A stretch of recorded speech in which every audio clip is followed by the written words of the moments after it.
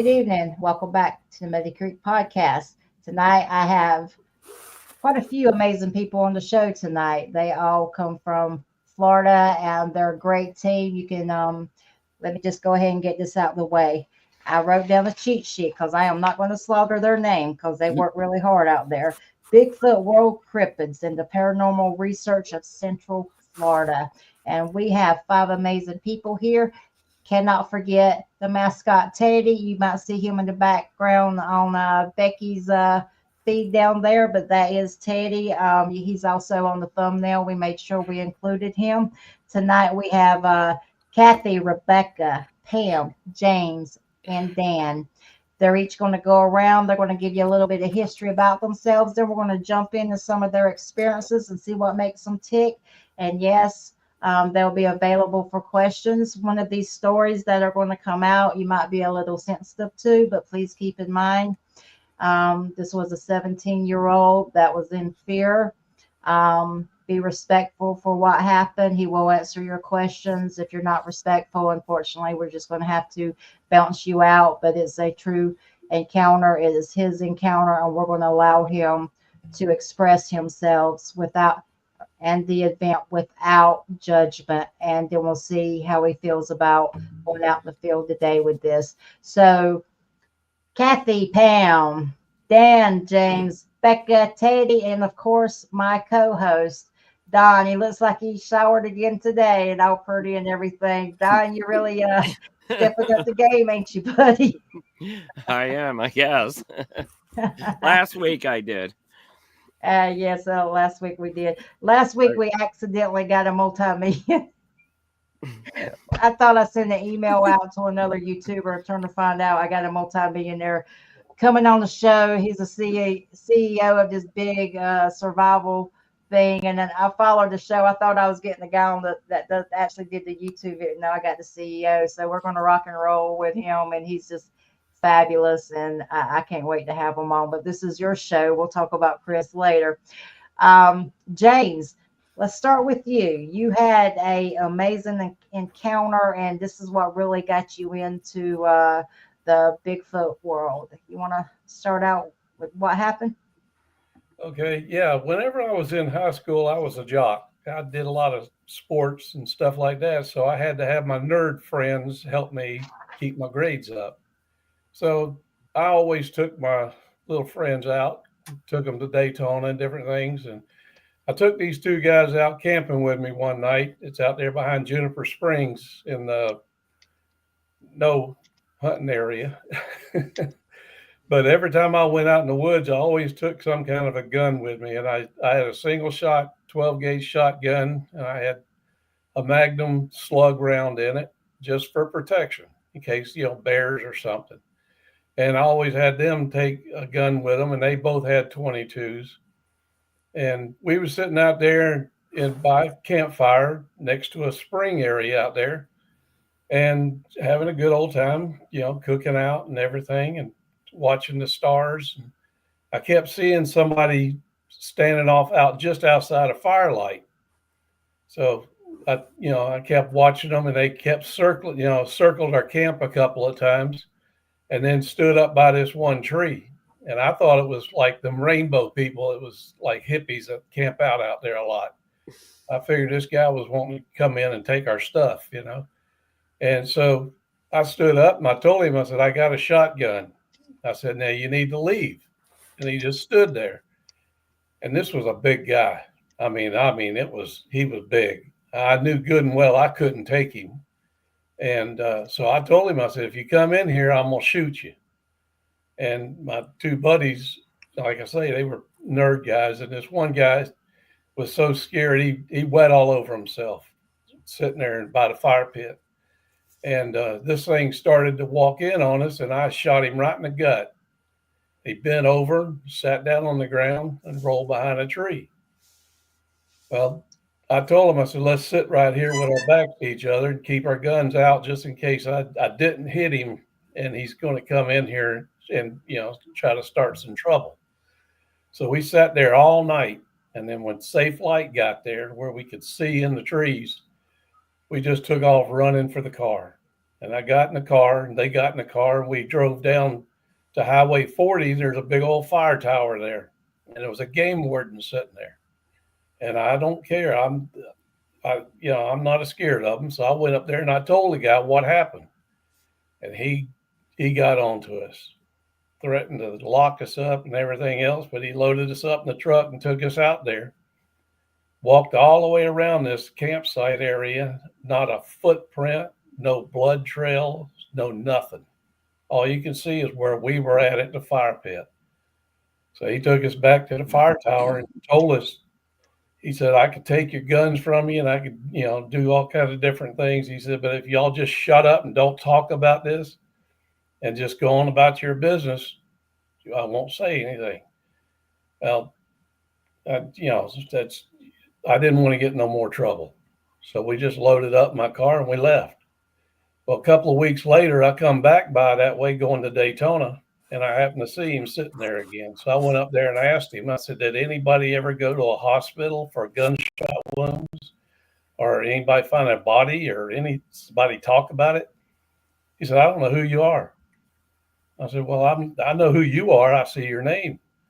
He said, the best thing you can do is just shut up and go on your merry way, because I don't know who you are and I don't know anything you're talking about. So I got in the car and I left. And that's what happened with that deal.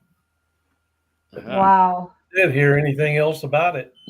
And like I say, we were scared. And I got to admit, I was scared too. I was really in bad shape. I was scared. That's why I did shoot it.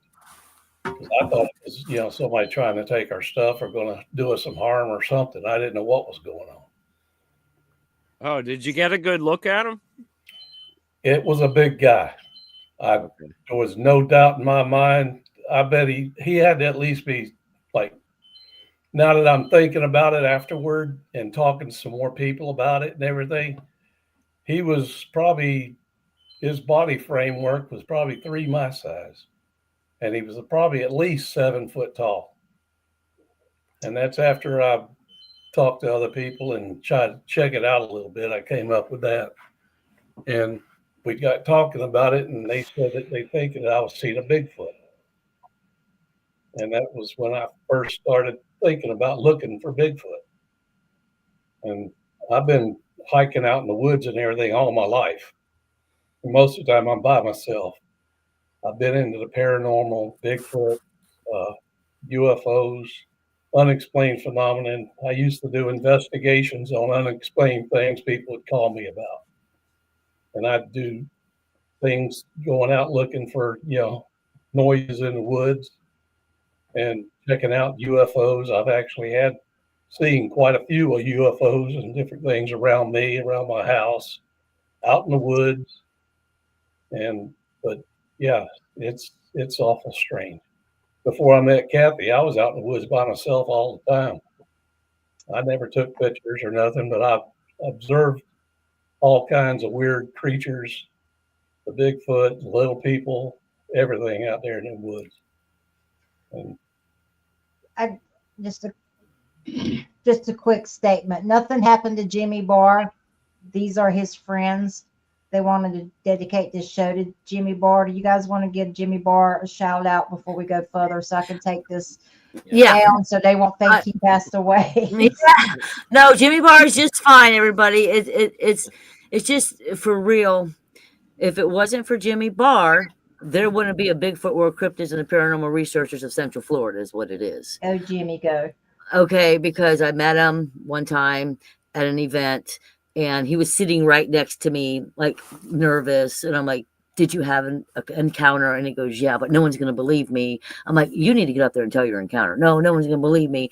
And all these other people were getting up. I'm like, look, they're getting up. That I didn't have an encounter, so I couldn't get up. And he finally got up. Told his whole encounter. It's just an amazing encounter. And he from that point moving forward, he told me of an area that was active, and he lived a couple hours away. He wasn't like, that wasn't going to be his major research area. So he told me where that is. And that's how we got the Bigfoot World name. That's that area we call Bigfoot World. We have other areas. We have different names. this is where I got the handprint. This is where I got the picture, the clear picture of him in the bush by a structure. It was a faraway picture, but I cropped it up. And I used to be as well a paranormal investigator. So when you're going through all the pictures, you got to look at everything. And when I saw this little dark spot from far away when it should have been green, I'm like, And that's when I brought it up, and I couldn't believe what I was seeing. I had no clue what in the heck was just happening. So Jimmy Barr pretty much set me in the direction of that being my first area. And if it wasn't for Jimmy Barr, I wouldn't have that area. So that's that. And Bobby too. Got to give a shout out to Bobby as well. And Jimmy Barr set me up. Let Jimmy go. But go ahead, Dan. I'm sorry. No, that's okay. So I don't mean to interrupt. Jimmy Barr had me. I went out with him a couple times, him and Richard, and they got me started. So I have to pay my respects to those two guys. Jimmy's a great guy. Jimmy Barr has got me going, and he's good guy. He told me you can do this, and then I took that and went out my own. Like James says, I was always going out by myself in high school years ago, and then I started going to Starkey Park last year, and I had that knock, and I was like, oh yeah, they're real. I got the heck out of there, and now I go out every weekend to Mayaca, which I love Mayaca. In this group, we have 3 sensitives. Yeah. Becky, James, and Dan. Me and Pam, we just get it in our pictures and stuff like that. But we see things and hear things for sure.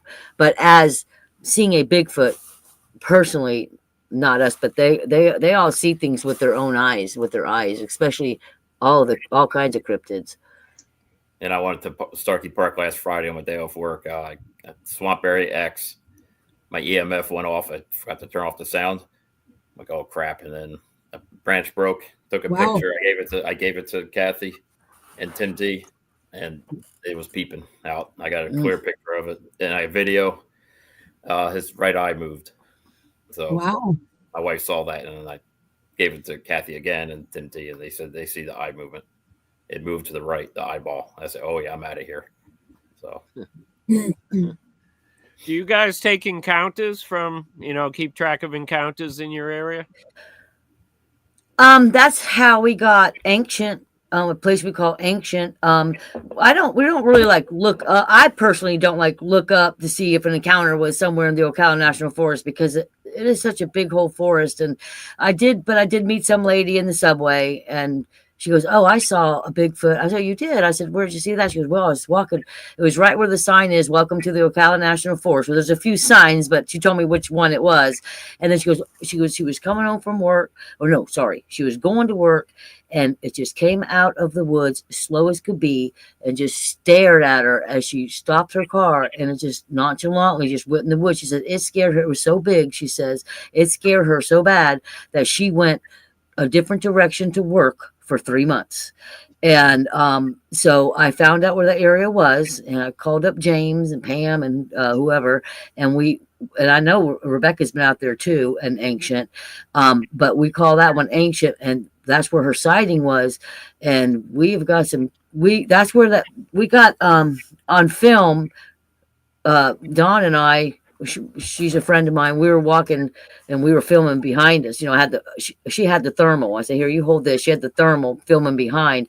And that's when something came out of the tree and literally as fast as lightning, boom, went down like this. And I got it on video on my TikTok. So I think it's the first or second pinned video. And Desi Ray slowed it down for me. You could see legs. And I'm not going to say it's a Bigfoot, because when I watch it, when I first look at it, I think of it as a Martian. I know that sounds crazy, and I don't, study Martians or anything, but it reminds me of the Jetsons, when the Jetsons has you to fly around, because it looks like it has some kind of backpack on it or something. And this thing was so fast, and you could see it grabbing the tree because Desi slowed it up, and you could see it, grabbing the tree and going down. That's Ancient. And we've had smells in Ancient. We've had things thrown. Pam knows this. What happens at Ancient when we go every time? Well, I did want to say, besides the subway with the lady, 15 years later, her son also had a sighting at that same spot. So it was kind of pretty good. So yeah, that area is very good. And when we go, what happens? Things get thrown at us in that area. Yeah, we do actually have things from the tree. Every so time. It's pretty good. Every time. Wow. We get some crazy stuff. I was just, what kind of vocals are you hearing? At the Indian mounds, at the Indian mounds, I'll never forget it. We had a scream, and it was absolutely. I'll never forget that. You can't recreate it. I can't explain it. It was like a lady scream, and I've heard this from many people, but I'll tell you, that was something that was so loud and powerful, and it was me and Kathy and another friend. And we just came to dinner, so it just got dark. We were we were at the trucks. We just got out of the truck, and it was so loud and powerful. We actually all backed up into the truck. I mean, that's how scared. I mean, I literally was pretty scared on that one. The other vocals that we get in World, and we've heard them in Kingdom too, a couple of times in Kingdom, but in World, they're like a vibe. It's so hard to explain. I do have them on my social media sites under the YouTube and the TikTok vocals, but they're vibration, like it's a vibrational, like a vibration sound, if that makes sense. I don't know. It's just a vibration. And one night we were out there, one night in the night, I think you were with me, James. That was the first time you heard the vocals that night. And I don't know if that you were there that night, but I know you were there when you first heard the vocals. But the one night we were there, we do singing bowls, and we do things, and we talk to them, we do stuff like that and all that. So we do crazy things to get them going, because I think they're like butterflies. Like, to me, butterflies are really nosy, and I think cryptids and stuff's nosy too. And so we do the singing bowls and stuff, and the vocals were coming in front of us, from the side of us, from the side of us, and from the back. It goes woo, woo, woo. And I'm like, how close do you guys want this? They're pretty close here. That was a neat, very cool night. That we go dark. Like, we don't like lights. We just like dark. When you say singing bowls, are those the Himalayan bowls? Yeah, my crystal bowl. Yeah, I want to try those. So, James, they have such a frequency about them. James came out there one time. Me and Don were doing a singing bowl at the Indian Mounds, and James came walking up, because I had called him. I think you came walking up. You met us there or something, and he was in all his pain, and he says once the singing bowl started, it went kind of going real good, and it made all his pain go away. That's what he said. Not only the scream, it's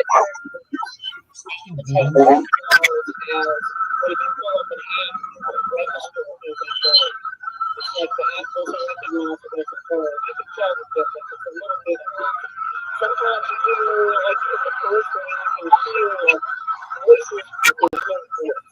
And it's like you can hear something speaking subliminal, but you can't quite put your finger on it. The longest ones Teddy and I were out in Gopher Forest, and I think one of them was chasing a deer. And the deer decided that Teddy and I were safer than whatever was chasing it. And he came out on the road, stood there and just looked at us, just sort of followed off. And that's when we heard the big scream. I guess it was a scream of frustration, who knows? But I never got to see it, but he was upset. Well, I think she was talking about you could hear it, but you couldn't see it. And I kind of yeah. Debbie wants to know, is this about, have you guys seen a dog man? Yeah. No. But personally, I have not. No, I haven't yet. Or not. Okay. James, take it away. Yeah, I got a little story to tell you on that one. I've seen the dog man out there in this one area that I like to go to. And one day I was out there, and some guys from the University of Central Florida, I mean UF up there, was out there to investigate the dog man.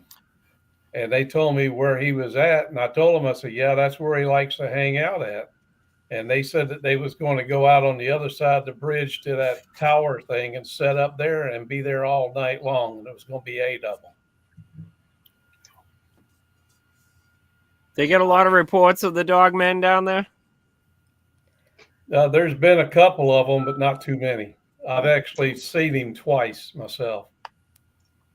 Do Wow. tell, James. You can't just throw that out there. James sees this stuff all the time, so like to him, it's really not a big I deal. have But like, seen yeah, some things out there in them woods that would just amaze y'all. But I've been, like I say, I used to go out there by myself out in the middle of nowhere, and before I met Kathy and them, and then I'd sit out there with my binoculars, fully camouflaged, up in the bush, and just sit there. And I've actually watched family units in a group, and I've actually played peekaboo with a juvenile Bigfoot. I've seen the lizard man. There's two different types of lizard man, and I've seen. There's two different types. There's one that's a real slim skinned, kind of a grayish color that's aquatic. He stays in the water all the time. And then there's one that's got what I call the alligator textured skin, but he's got a short snout and he don't show teeth. I've actually seen him eating something out there. I have one picture. But yeah,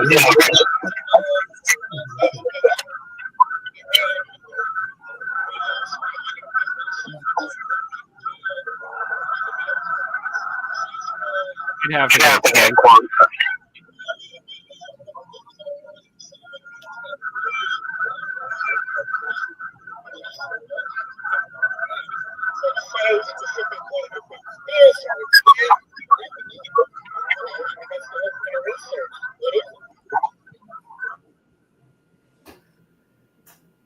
I mean, it's kind of strange that you brought up the lizard man. We were talking last night, and I was doing another podcast with some folks, and behind the scenes, we were talking about lizard man, and we were talking about an aquatic creature that, when most people saw it, I think a three-toed aquatic creature, that when most people saw it, they did not survive it, and it could be very aggressive toward people, and that this person knew of, because they collect the data across the United States. This person knew of one survivor that was able to tell the story and give a really good detailed description on it. Do you guys agree with they're aggressive or no? the one One encounter, I mean, it was by a tree and was just observing. Now I've had a juvenile. We have a picture of a juvenile from his head down to about his waist that stepped out and was either, I don't know if he was going to try to play with Teddy or grab Teddy or what, but I have a picture of that. You can see him. It looks like he's smiling. So you don't know. My opinion is, the best thing is don't get real close. Wow. Yeah, the aquatic one that I've seen, they mainly stay in the water, and they eat stuff like frogs and crawdads, different things like that. The bad one is the one that looks like the gator skin type. He stands up on his hind feet a lot, and like I say, I've seen him out there eating different kind of critters on the side of the banks and stuff like that. But he does come up into the woods, where the other, and he's the most aggressive one, I think. Wow. Good. I guess they can only live down south, huh? Well, Thank I God, talked to a yeah. guy that had some up in Louisiana that he's told, we talked back and forth about them, and the one that, like I say, has the gator skin, textured skin, is the one that he's seen. And he says that thing acts like it's real aggressive. Wow. Jeez. So going back to you said you observed a family unit of Bigfoot. What's the characteristics that you observed in that? Well, they're just like a family, and you got the male, which is the father. You got the mother, and then you got the little one. Usually it's one little one. Sometimes there's two. But the female is like I like to tell them, she's the groomer. she likes to take rocks and cut their hair. I've actually seen them doing that. And if you look at the Bigfoots, they're just like all of us. None of us look alike. Well, they're the same way. They all got their own facial features. Some of them are real brutish, but some of them just look real pleasant type looks. And they do, like the female, she had her hair in little dreadlocks, like braids, braids down the sides of her head. And the male, she had his face trimmed with like a goatee. And she cut his hair, and they keep the young ones' hairs real close all over their bodies because they have to keep them cool. I've seen, like I say, I've seen them, I don't know, probably 10, 15 different times. I've seen them in groups out in the woods. And it's not like full time all the time looking, because they do like to hide and stay, down low and things like that in the brush. But they do, get up where you can see them pretty good if they don't know you're there. And I'm pretty well camouflaged whenever I'm out. What are the body types of the adult females? They're smaller frame than the males are, because some of the males are really big frame, but then some of them are kind of like normal, like us. They have regular body size, but the females, they're a little bit smaller framework, and they're kind of, I'd say they're not as bulky. Tall, thin, like basketball players? No, they're Okay. kind of just like a well-groomed man size, where the Okay. males they're the big brutish types, like I guess you'd say like a wrestler, one of them Right. wrestler type guys. They definitely have framework, but they have to be able to take care of their, protect their other ones. They do the hunt and things like that. But something else that I noticed about them is that they work with the other creatures of the forest too. Like they'll have Like what? coyotes along with them or something like that, or that's the way I've seen it. But they do work with the other animals too, and you'll hear them messing with the hoot owls and different things, because they'll even imitate hoot owls. Oh yeah, Don. Don, you can definitely give your 2 cents on that one.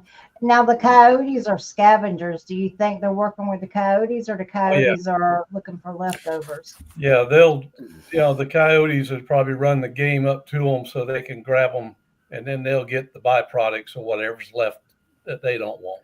Remember when we were at the private property, James and Pam, and we heard the coyotes? Remember, we heard them, and then we heard something else that didn't really sound like coyotes, and they didn't really sound like a dog, and maybe that was happening at that time. Then what you're talking about?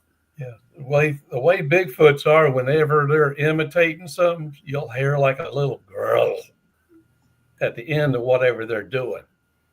Like you'll hear the coyote sound, and then you hear that noise right behind it. Because when a Bigfoot makes noises or says something to another one, Levon, they're breathing out. I mean, in. When they're talking, they breathe in, which changes their frequencies and stuff. Where every time we're talking, we're blowing out. I'd have a tendency to agree with that. When we were, and I told this all the time, so people are probably sick of hearing it, but it was the best vocal I have ever heard. We decided to get the coyotes to sound off. We had our dog Cowboy with us. We just wanted to know keep track where they were at, and of course they would rotate around us all night. And I'd say about 30 yards across from us, there was really the dense forest started on the mountains, and you heard this like these coyotes going off, and then maybe 30 seconds in, like right in the middle of the coyotes, this really deep coyote started going out, and then it's almost like it got frustrated and just went into a mumble. I wish I could imitate it, but it was like a a coyote howl. It weren't high pitched. It was deep. It was like a, oh God, just like that. And I looked at my husband and I said, oh my God, did you get that? And he's like, yeah, yeah, yeah. And he picked up his phone and the audio was not going. I was like, it was almost like he was just so bored with us that he just, I mean, it was just mumble, like it was telling us off. But it was the best vocal. So I totally get that part of it. Totally get Sound that familiar, Kathy? Which one was that? Which vocal was that? Which one? Us not having something on time. Oh yeah, we should have had something running that day we pulled up to the mount. Oh my gosh, we missed that one. That's good. That was a good one. We're still waiting to hear it again. Now I have left a recorder. We have left recorders out for I have a recorder that will go for 3 days, and it goes in blocks of 30 minutes. And so we've left that out there at what we call now Turtle Way. And I got some real good vocals out of there. I got those on of course, the social media sites too, but they're pretty good. Those are pretty good. Kathy, we got to have a team rule here tonight. You cannot just you cannot just throw bait at us. What? What'd I do? What'd I do now? I love you, Kathy. Let's talk about these vocals. I don't know what they are. I put this recorder. So I put this recorder out and I left it out for 3 nights. And then I said, okay, it's time to go get the recorder. So I tromp out there in the woods, of course, not by myself. One of these people will come along with me, or Dawn. And I'm at Dawn's house. And I go back and I put it in my computer and I listen to everything. And sometimes I fall asleep and I have to rewind, do it over because it's so boring sometimes. I'm not going to lie. But then it's when you hear it. It's when you hear something, no matter if it's something walking around. I try to listen to the leaves, something, usually around the leaves, but usually that's like a squirrel or something. But with the vocals, like I can't explain it. They're really, I do have them on my YouTube, and if you just type in vocals, all kinds of vocals, but the ones at the in the Turtle Way, they were like talking back and forth to each other, like rah, rah, rah. I mean, they were just going back and forth, and it wasn't a bear, and it wasn't anything that I ever heard of. And because I live in the woods, I mean, I literally live in the woods for 30 years. I've been here. So I set out at night. Like I heard coyotes the other night, but that's all I heard was coyotes, nothing else.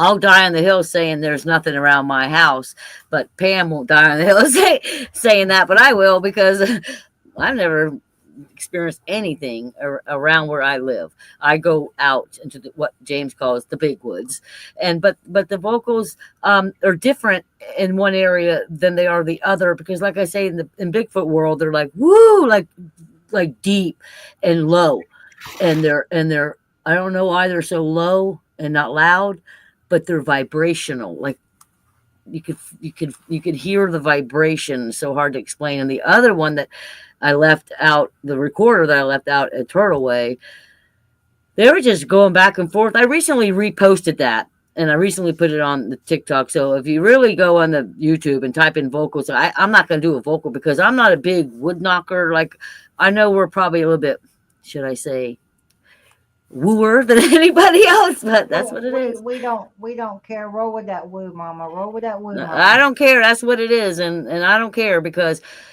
as being a paranormal investigator back in the day, sorry guys, I had to look at every single picture in every single way, and you find a lot of different things. And Pam, I'm going to let Pam tell you about that time, what happened to us at the Turtle Way. I didn't see the ball of light, they did, but I went over the audio, and I want to tell you, on the audio, this is serious, it's an EVP, and it goes, where's a spaceship, where's a spaceship, where's a spaceship, and it gets real weird.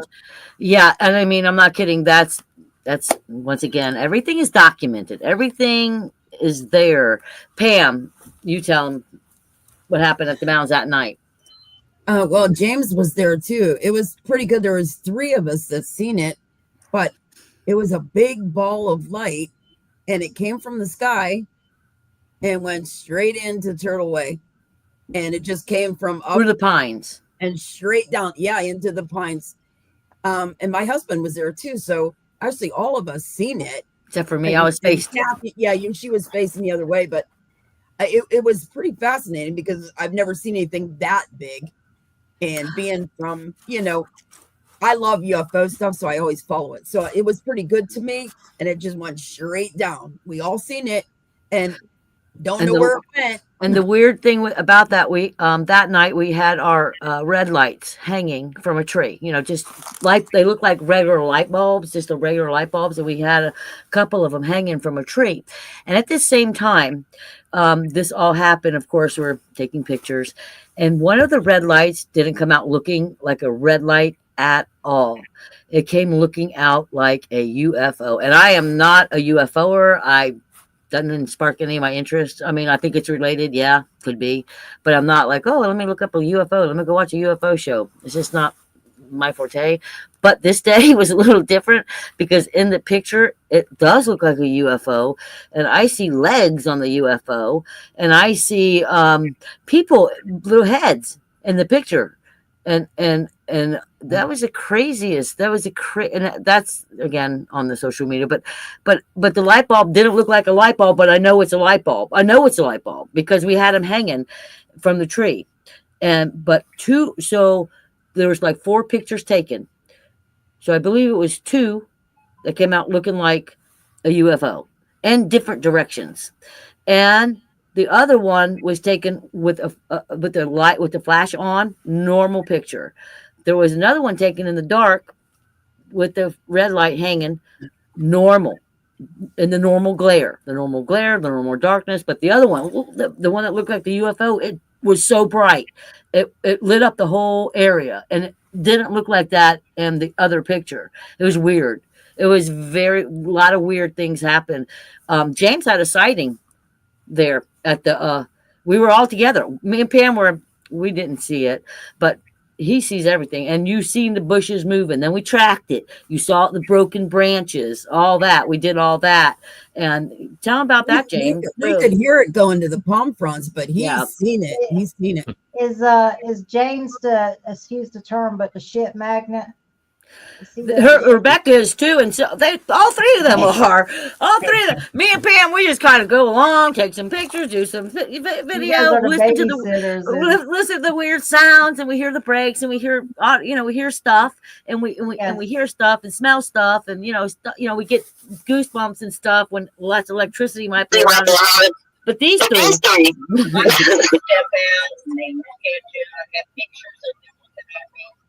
Just like they're checking me out, and then back in,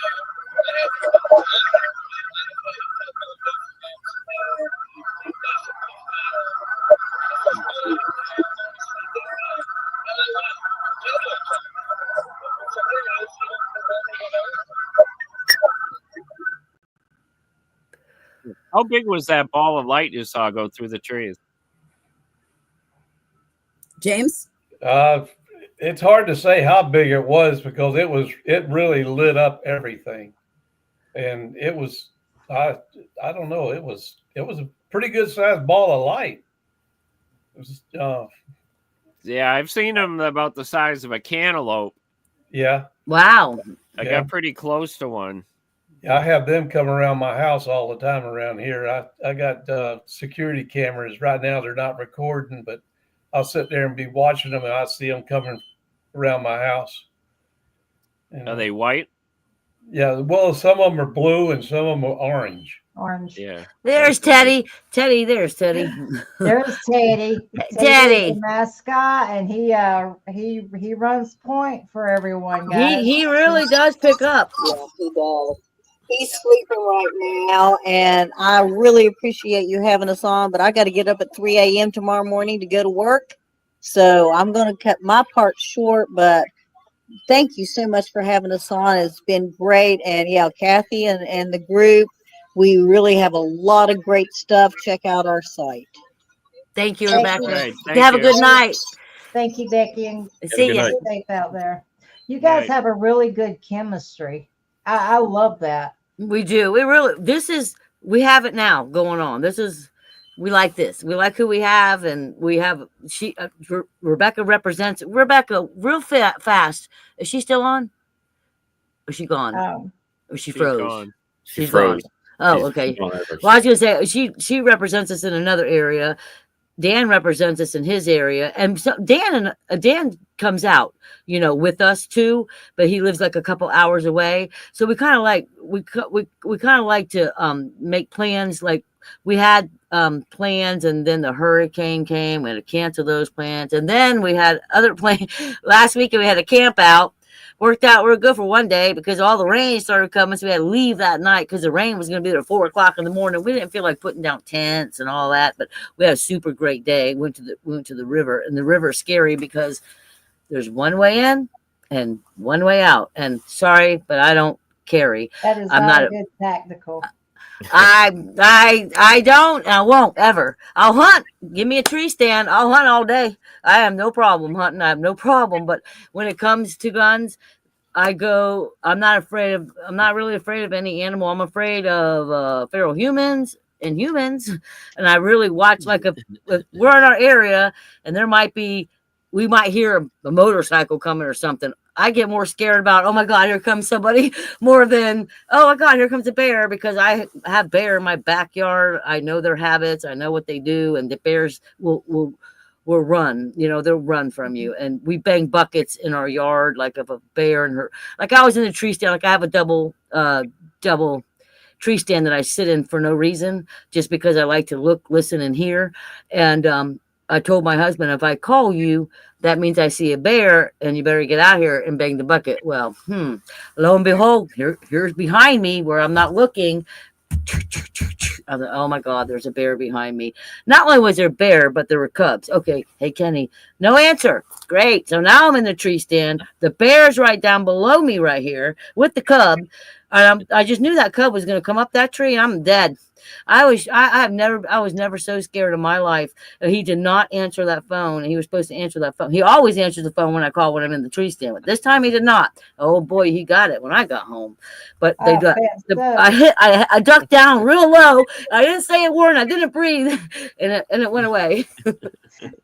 I don't think banging on buckets will help with feral people, though. No. Oh, Right. we saw feral. I think we saw a set of feral footprints and Turtle Way in that world too. They got long toes, and their toenails are very, very long, and it's very, very skinny. We recently were going somewhere at night. Was you with Pam? Were you there? Were you there at Turtle Way? Yeah, I think so. I think I was on that one. Yeah. And we were going in and we were going to sit or something. It was just recently. Were you with me? And we were going and we're going to sit, and on the road. Oh, that was the camping trip. Yeah. Oh, that was the camping trip. Brooke. Yeah. Oh, that was Brooke. Okay. And on the road, like we're going down the road, and we saw a footprint, and it was fresh, because you could tell it was fresh because there was no tire marks over these prints at all. They were so fresh, and because you could see tire marks, but they were on top of the tire marks. Tire marks were on top of that. And we got out and looked at them, and they were this, and they had shoes on, right? This one had shoes on. Yeah, the boots, they were this big. They were huge, and they were fresh, and they came out of the woods, stepping around, and it went back in the woods, and it was so fresh, we left, because that looked like one big human that was, I mean, it had a shoe on. So apparently I'm thinking it was a person because they had a shoe on, but I've never seen somebody such big feet. We call those BMFs where I come from. Well, I don't know what it was, but let me tell you something. We said we're being watched. Some human is out there, and it was dark, and we wanted to just go because we like to sit. Sometimes we just go with our singing bowl, We have a rain stick talking about those rainbow people there, James. I got a hell of a deal on a rain stick from a rainbow person one time. It was only $20, and it's so big. It's so big. Does everybody know what's in? Do you know what is a rain stick? Do you know what it is? You do? I don't. You don't? Yeah, you really don't? You tip them upside down. Okay, but you know what they're made out of? Do you know what they're made out of? Okay, so this is a rain stick. A rain stick is a cactus, okay? So all those little things sticking out are banged in. They're put in. And the top of the range stick, they're hollowed out. It's hollowed out. And the bottom, same thing. They hollow out and they glue it back in. But in the meantime, they get all those little sticky things and they put them in. They're inside now. So when you turn up the range stick, what you're hearing is those needles from the cactus. That's exactly what it is. Wow. Okay. So Interesting. wait a minute, Dan, you've been really quiet there, buddy. You got Dan's turn. all right, Dan. We are putting you in the hot seat, buddy. That's all right. My thing is every time I go out, knocks. I always get knocks. When I go to Mayaca, knock here, knock there. I get them all the time. That's how I can judge them is knocks. So that's I can. How do you keep up with their energy of your partners out there? Their energy is off the chain, man. No, they're elusive. They're fast. Yeah. Wow, I love them. The big slow I've seen when I walk in. That's my most active area. I love that place. There's an arch that I go to all the time. I gift there all the time, and sometimes I hear out on the dense forest. I hear just like spider crawling, and you can see the palmettos move, and they stop right where the arch is, but I don't see them. I know they're observing me. As of right now, curiosity, but that I don't know. It could be a coyote. I don't know, but it's the way that I see the palmettos just when they're spider crawling. It's real fast, and it just stops. And then I'll leave the arch, and then I hear them crawling, creeping through, and stuff like that. When you say habituate, what are you leaving? I'm sorry.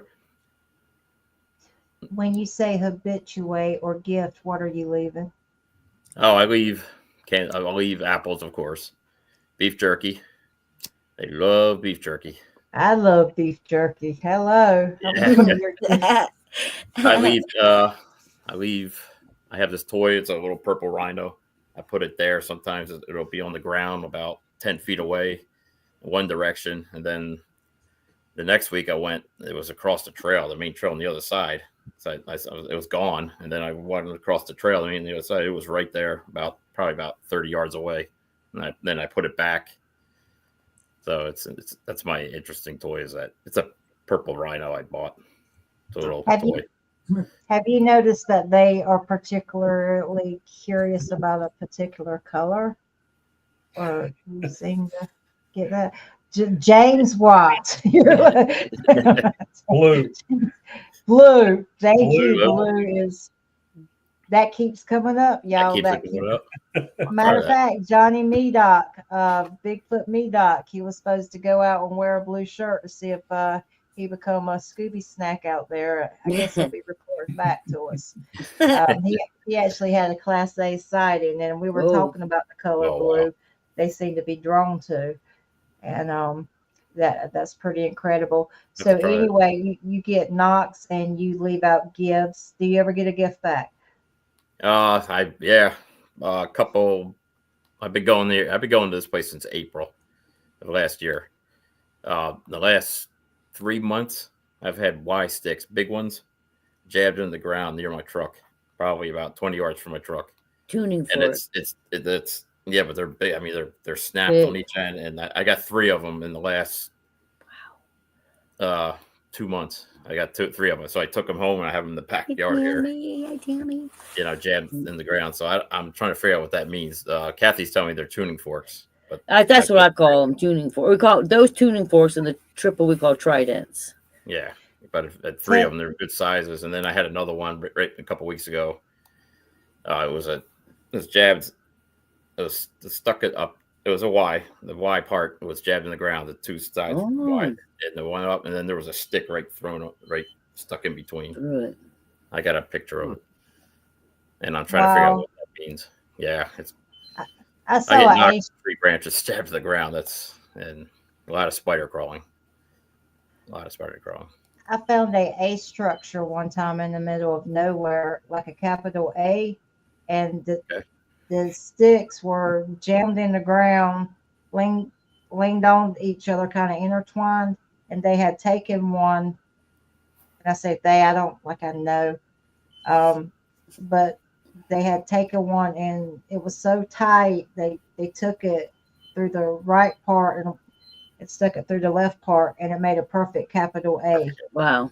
And like it was in the middle of nowhere, right off the Cape Fear River. I was just like, I mean, can I say they did it? I don't think a person did it, but We love structures. That's our favorite thing. I love them. I love tree structures. Arches are my thing. And Tammy, I will paint it blue. Thank you. Do it for Tammy. Do it for Tammy. We know Tammy. She's in the group. yeah, let's do it for Tammy and Thanks, James, for that. James started, and I'll paint. I'll paint it blue. I'll take. He will. He'll take a picture and you put it on the group site. Okay. That'd be I awesome. don't know how many balloons that we found out in the middle of nowhere in the woods. There's feathers, balloons, and bottles. And the A's, we get them all the time. So That was in. to hear that from you. Remember that A? Remember that A that was in World when we first started going to World? Remember We that get it all the big, time. huge? Mm-hmm. Wow. Yeah.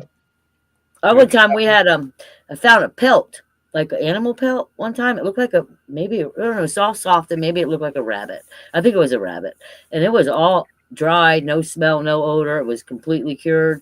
And I said, well, I'm gonna leave this because I don't leave food. I don't leave food because I have a video of the bears taking the food. And then I feel guilty. Then I'm littering the forest. So now I'm gonna go tromping through the forest till I find all the jars of peanut butters, which I found weirdly in one spot. So the bears must take them to like one spot. And I got like 3 or 4 containers in one spot that I didn't leave there. But anyway, got them out. But then we left this pelt. And it was all cured and it was soft. And I left it by the blue pine cone because I found a blue pine cone. The Boy Scouts probably painted it because it was by a cave where Boy Scouts go. And I picked up that blue pine cone, took it to my area, and put the pelt there. And nothing has really has done anything with my gifts besides move a little bit. But the pelt, which could be any animal, completely, but it didn't have any odor. It wasn't a smelly thing at all. And it was completely gone. I have not found the pelt since. I really not. We have little jewelry hanging and stuffed animals places, and we leave little gifts. But we look for the pelt every time we go out there. I haven't found that yet. Don, you look like you're about to. No, I was going to ask him about the sticks. Is that all that they gift back? Sticks? Branches that are jabbed in the ground wise. I got 3 of them in my backyard. Yes, sir. And then a couple weeks ago, right before Christmas, about a month ago, there was a Y stick. The Y was double ground with the singles up, and then there was 2 pieces of wood just slid right through. Did they take all the apples? Oh yeah, if that's what's taking it, yes. You're right. Apples are gone. Yeah, and I leave peanut butter too. I've left a can of peanut butter one time, and the lid was on the ground.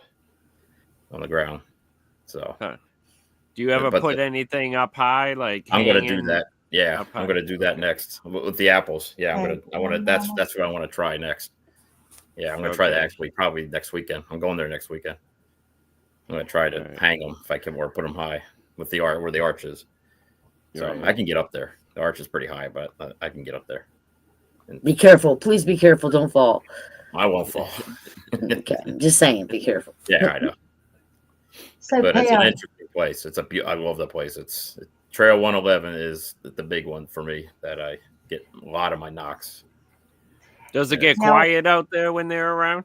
Oh, sorry. Very quiet. It's very quiet. It does. Okay. I was going to tell you guys, James has a real good story with the sticks. It's very interesting. You ought to tell him about the sticks in the water. What you think they do? The what now? The sticks when they go in the water with the poop drop. You need to poop drops. Yeah, that's pretty interesting. Something that I've been showing a lot of people. Kathy, Tim T, a whole bunch of different people seen it. I even had some people out the other day, here a while back with us, and we actually had some. I showed them a poop drop is what I call it, and we actually have found some footprints here too.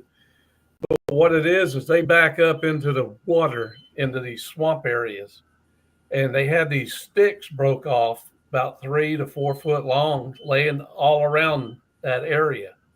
When they when they relieve themselves in the water, they take those sticks and stir it.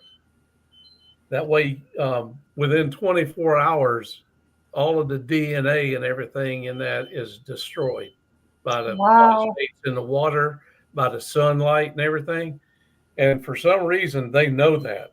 I've even showed Kathy several different places where there's poop drops. It really is amazing because the sticks are wet, like from this far up the stick. Like, yeah, it's not like the whole stick is completely dry or the whole stick is completely wet. It's basically, and he showed me one poop drop the first time I saw one. And you told me something. You used to take a colander before you met us. You used to take a colander out or something. For a spaghetti strainer, James. Yeah, you get a little strainer and you dip it down into that area and pull it back up and sift it all through with water. You'll find broken up shell, bone, the stuff that was in the droppings from where they ate at.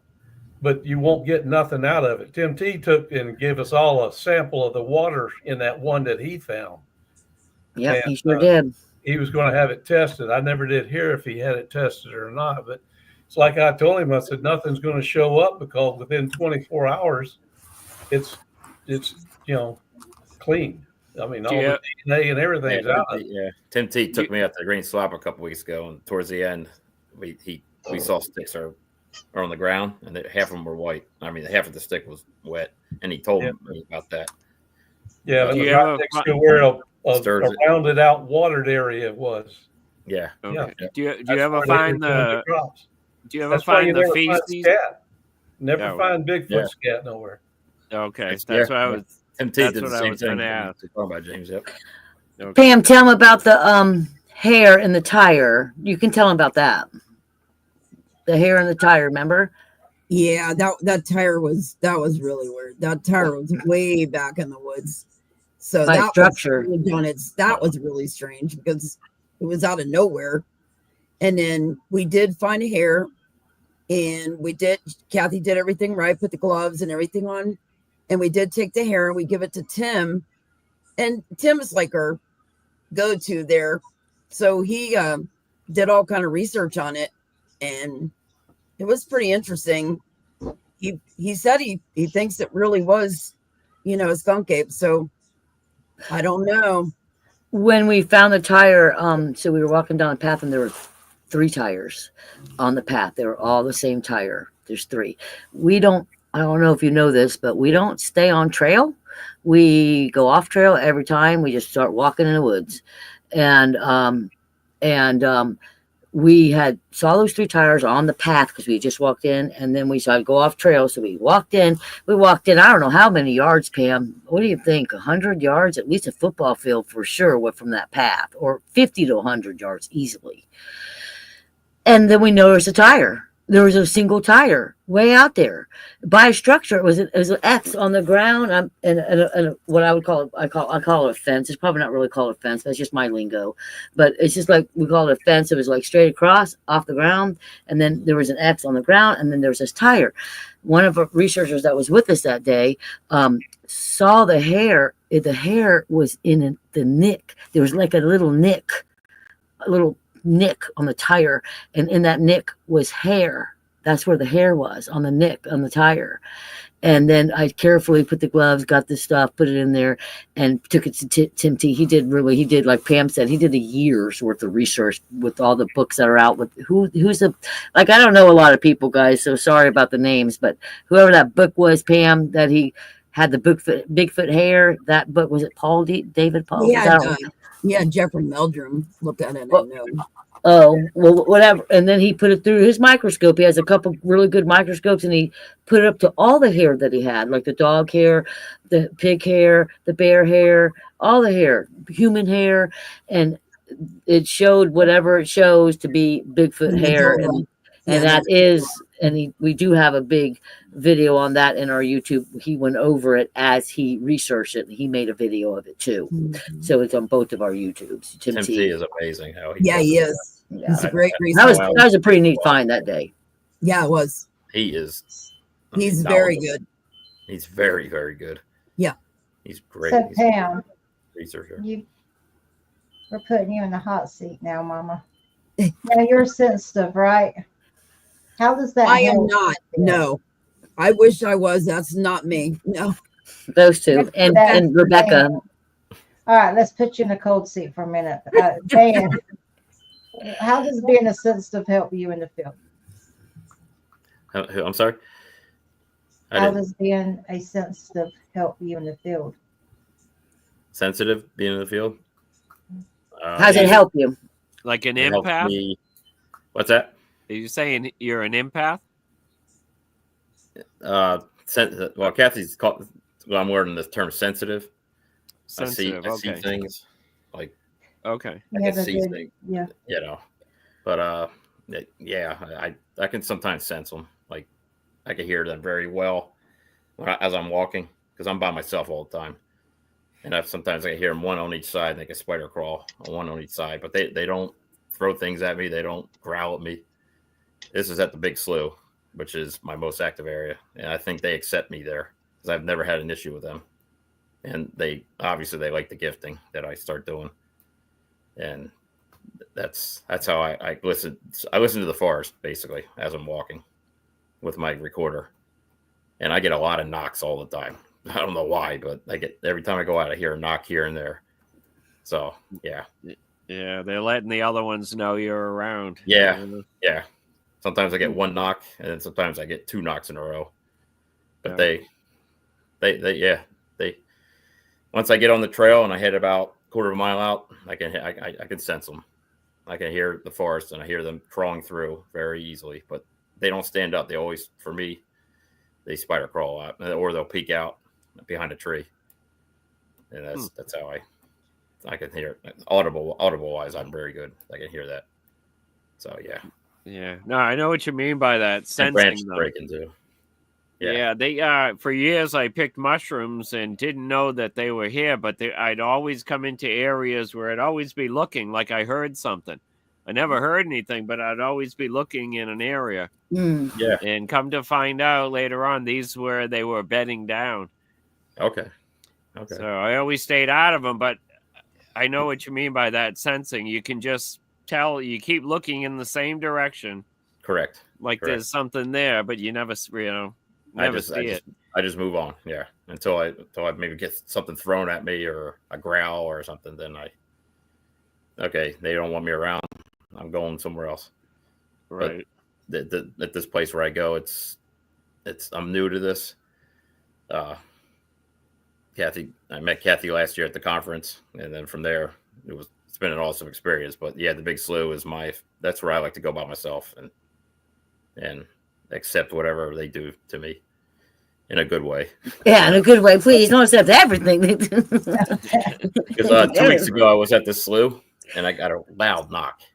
So I put it, loud. It had to have been 20 yards away from me. So something was crawling and following me. And then I gifted at the arch. And then I went about another down. I found this new tree structure on Trail 111. And something broke branches real loud. So I stopped. And it was very quiet. And I just said, look, I'm out of here. This is your home. So I think I didn't know if it was a brand new tree structure. It's when they break those healthy branches, the healthy larger branches that gets your attention. Yeah, correct. Yeah. That's what this happened. I went into, I don't know if it's a den or what, but he came in and I heard crack and I said, okay, I'm sorry, I'm in your area. I'm leaving now. And I got out and moved on. So it's right by the gifting station where my famous arch is at the Big Slough. So yeah. Did now that I arch? go Go ahead. No, I was just going to. The arch you're talking about is like a tree bent over. Is there something holding the tree down? Yes.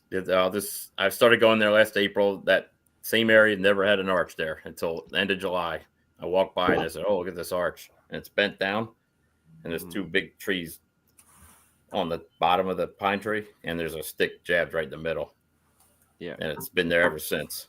And then now, back in October, there's a very small one right next to it. Now that I'm gifting there, it's a smaller one, and it's curled underneath on that side. So it's two arches now that I gift there. And I don't know if they're telling. I just walked by there and I say, "Oh, where did that arch come from?" And this is before the hurricanes, obviously. So It was very interesting. So that's when I started gifting there, and it's ever since then, since August, I've been gifting there, and no problems.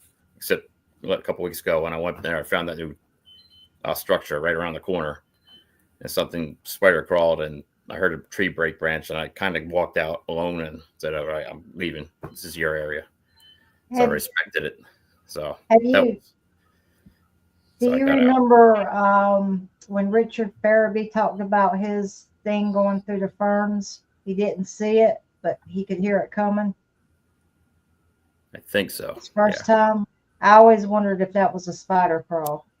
It could be, yeah. Because I went out with him first. I went out with him. That's where I started, with him and Jimmy. That would make sense that was a spider crawl. Yeah. Still, John wants to know how do you guys think they would respond with bells? James recently put bells out. James, how we doing with those bells? Yeah, I'm giving y'all bells too. We got to go back and check those bells. They're still out there, Turtle Way, right? Okay. Yeah, the bells are always still hanging. I'm not sure they've been messing with them or not. But one of the things that I've noticed, and it goes with the bells too, pretty much, is like I got my trail cams out, and I'll have like 50 pictures, or a couple of times even up in the 90s of pictures, and a lot of it's wind damage, stuff going on. But during the time of the pictures, if you watch the numbers on them, I'll have like 5 pictures that had nothing. It wouldn't even have a picture on there. And what I think it is the Bigfoots has got this thing they call ultrasound that they give off. And I think they know how to shut down your camera. Infrasound.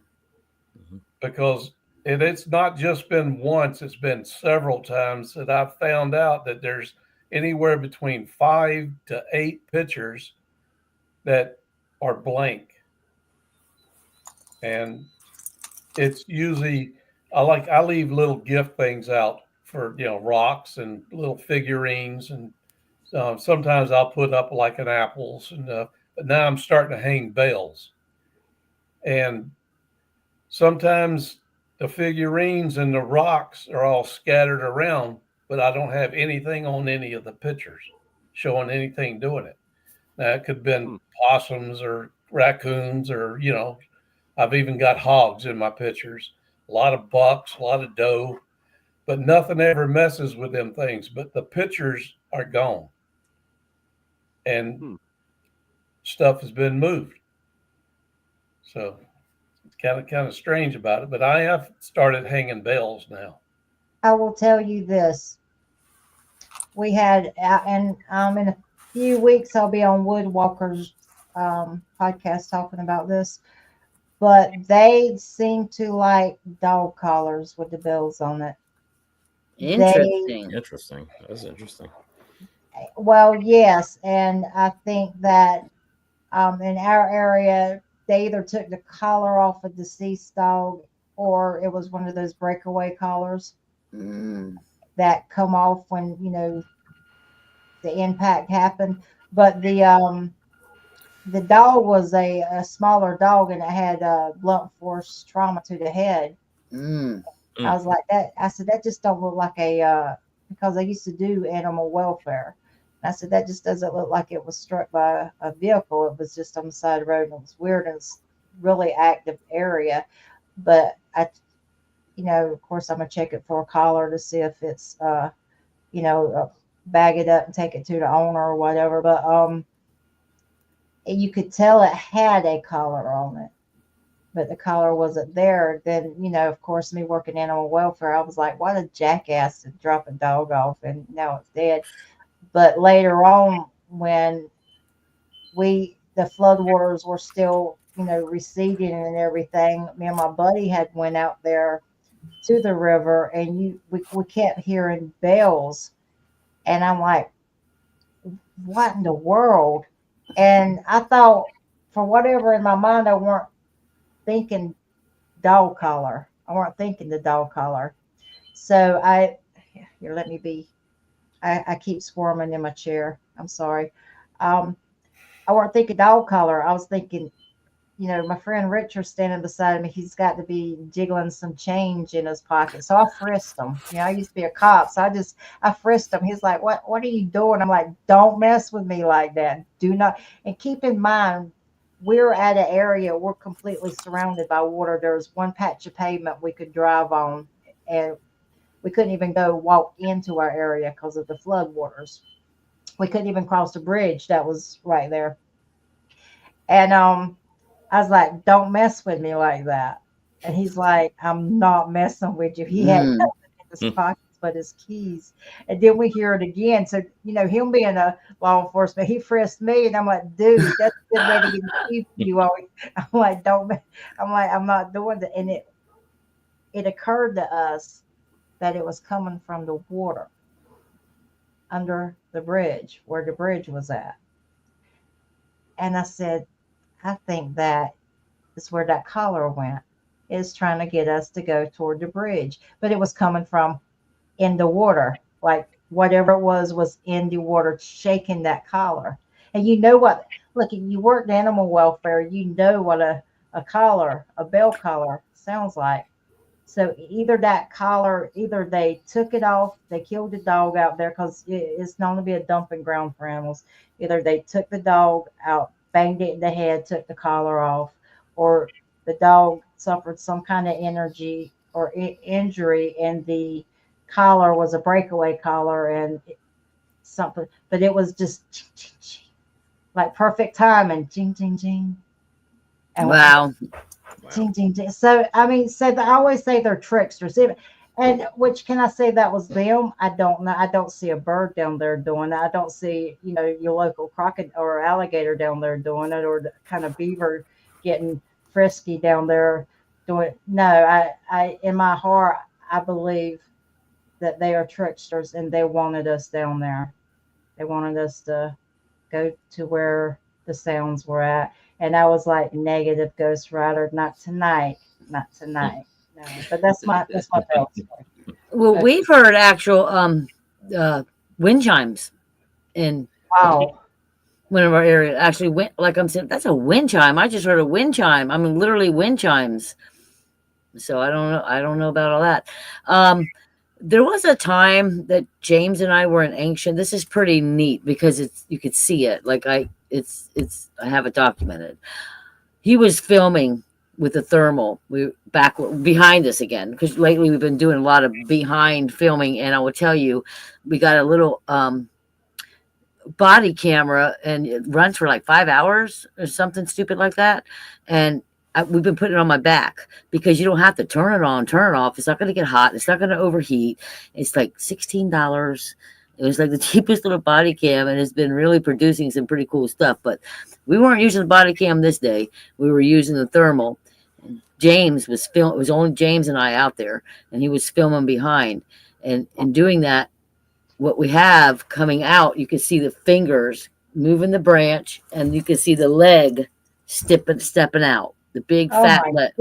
It's called Stepping Out, and I think it's the first one on my TikTok, or you can type in Stepping Out in the YouTube and you can see it. And I slowed it down to where you could actually see the fingernails. I mean, you could actually see the hands going like this, moving the brush. And then, sorry about my white pants, but the leg, but I'm cold outside. And so the leg was just coming out. So James and I tried to recreate that to make sure, because we always like to recreate stuff. Like we recreate almost everything that we recreated the picture that I took in the woods to make sure it wasn't a palm frond, to make sure it wasn't a whatever branch or a tree, because you have to do that. It took 5 months to do that because I couldn't find the exact spot, but I finally found it after 5 months of looking. I knew where it was, but I was just standing in the wrong direction. That was a big deal. But when he filmed that, I said, James, you go in there and I'll go in there, and we both use a walking stick. When we walk, you'll see all that it's not us. Whatever it was, it moved the brush with its hand and the leg. And if we would have known, and we would have just moved over a little bit more, we would have caught that whole thing coming out of the whole thing. But really, you just see the leg stepping out. You see it in motion. And You see it in motion. You see the hand. So that's a good thing to check out. It's really pretty cool. Wow. We use a lot of thermal. We use a lot of That's thermal. a great catch. Now, Pam, now you are on the hot seat. I'm sorry. We got to get Pam on the hot seat. Yes. Yes, Pam, we got to get you on the hot seat. Your interest in this whole arena, and you have a great team. I'm so impressed by you guys. Well, it come from your dad. Your dad had a sighting? My aunt had a sighting. My dad was a believer for sure, Okay. because we're all from Chestnut Ridge. So Pennsylvania, Chestnut Ridge is very active. So my whole family is pretty much into it. But yeah, my aunt's seen it. My uncle claims he's seen it. I don't know if that's true, but my aunt did. So since probably, my God, since I was 9, it's just normal for us to be told, you know, you guys need to get in before it's too late. You can't go down to the arc light. You guys got to get up here, because there was a bunch of us. I come from a big family on my mom's side, so we all were the same age. And my pap would say, "You guys got to stay away from that light down there, because Bigfoot's out. And you're gonna see him. You're gonna see him out there."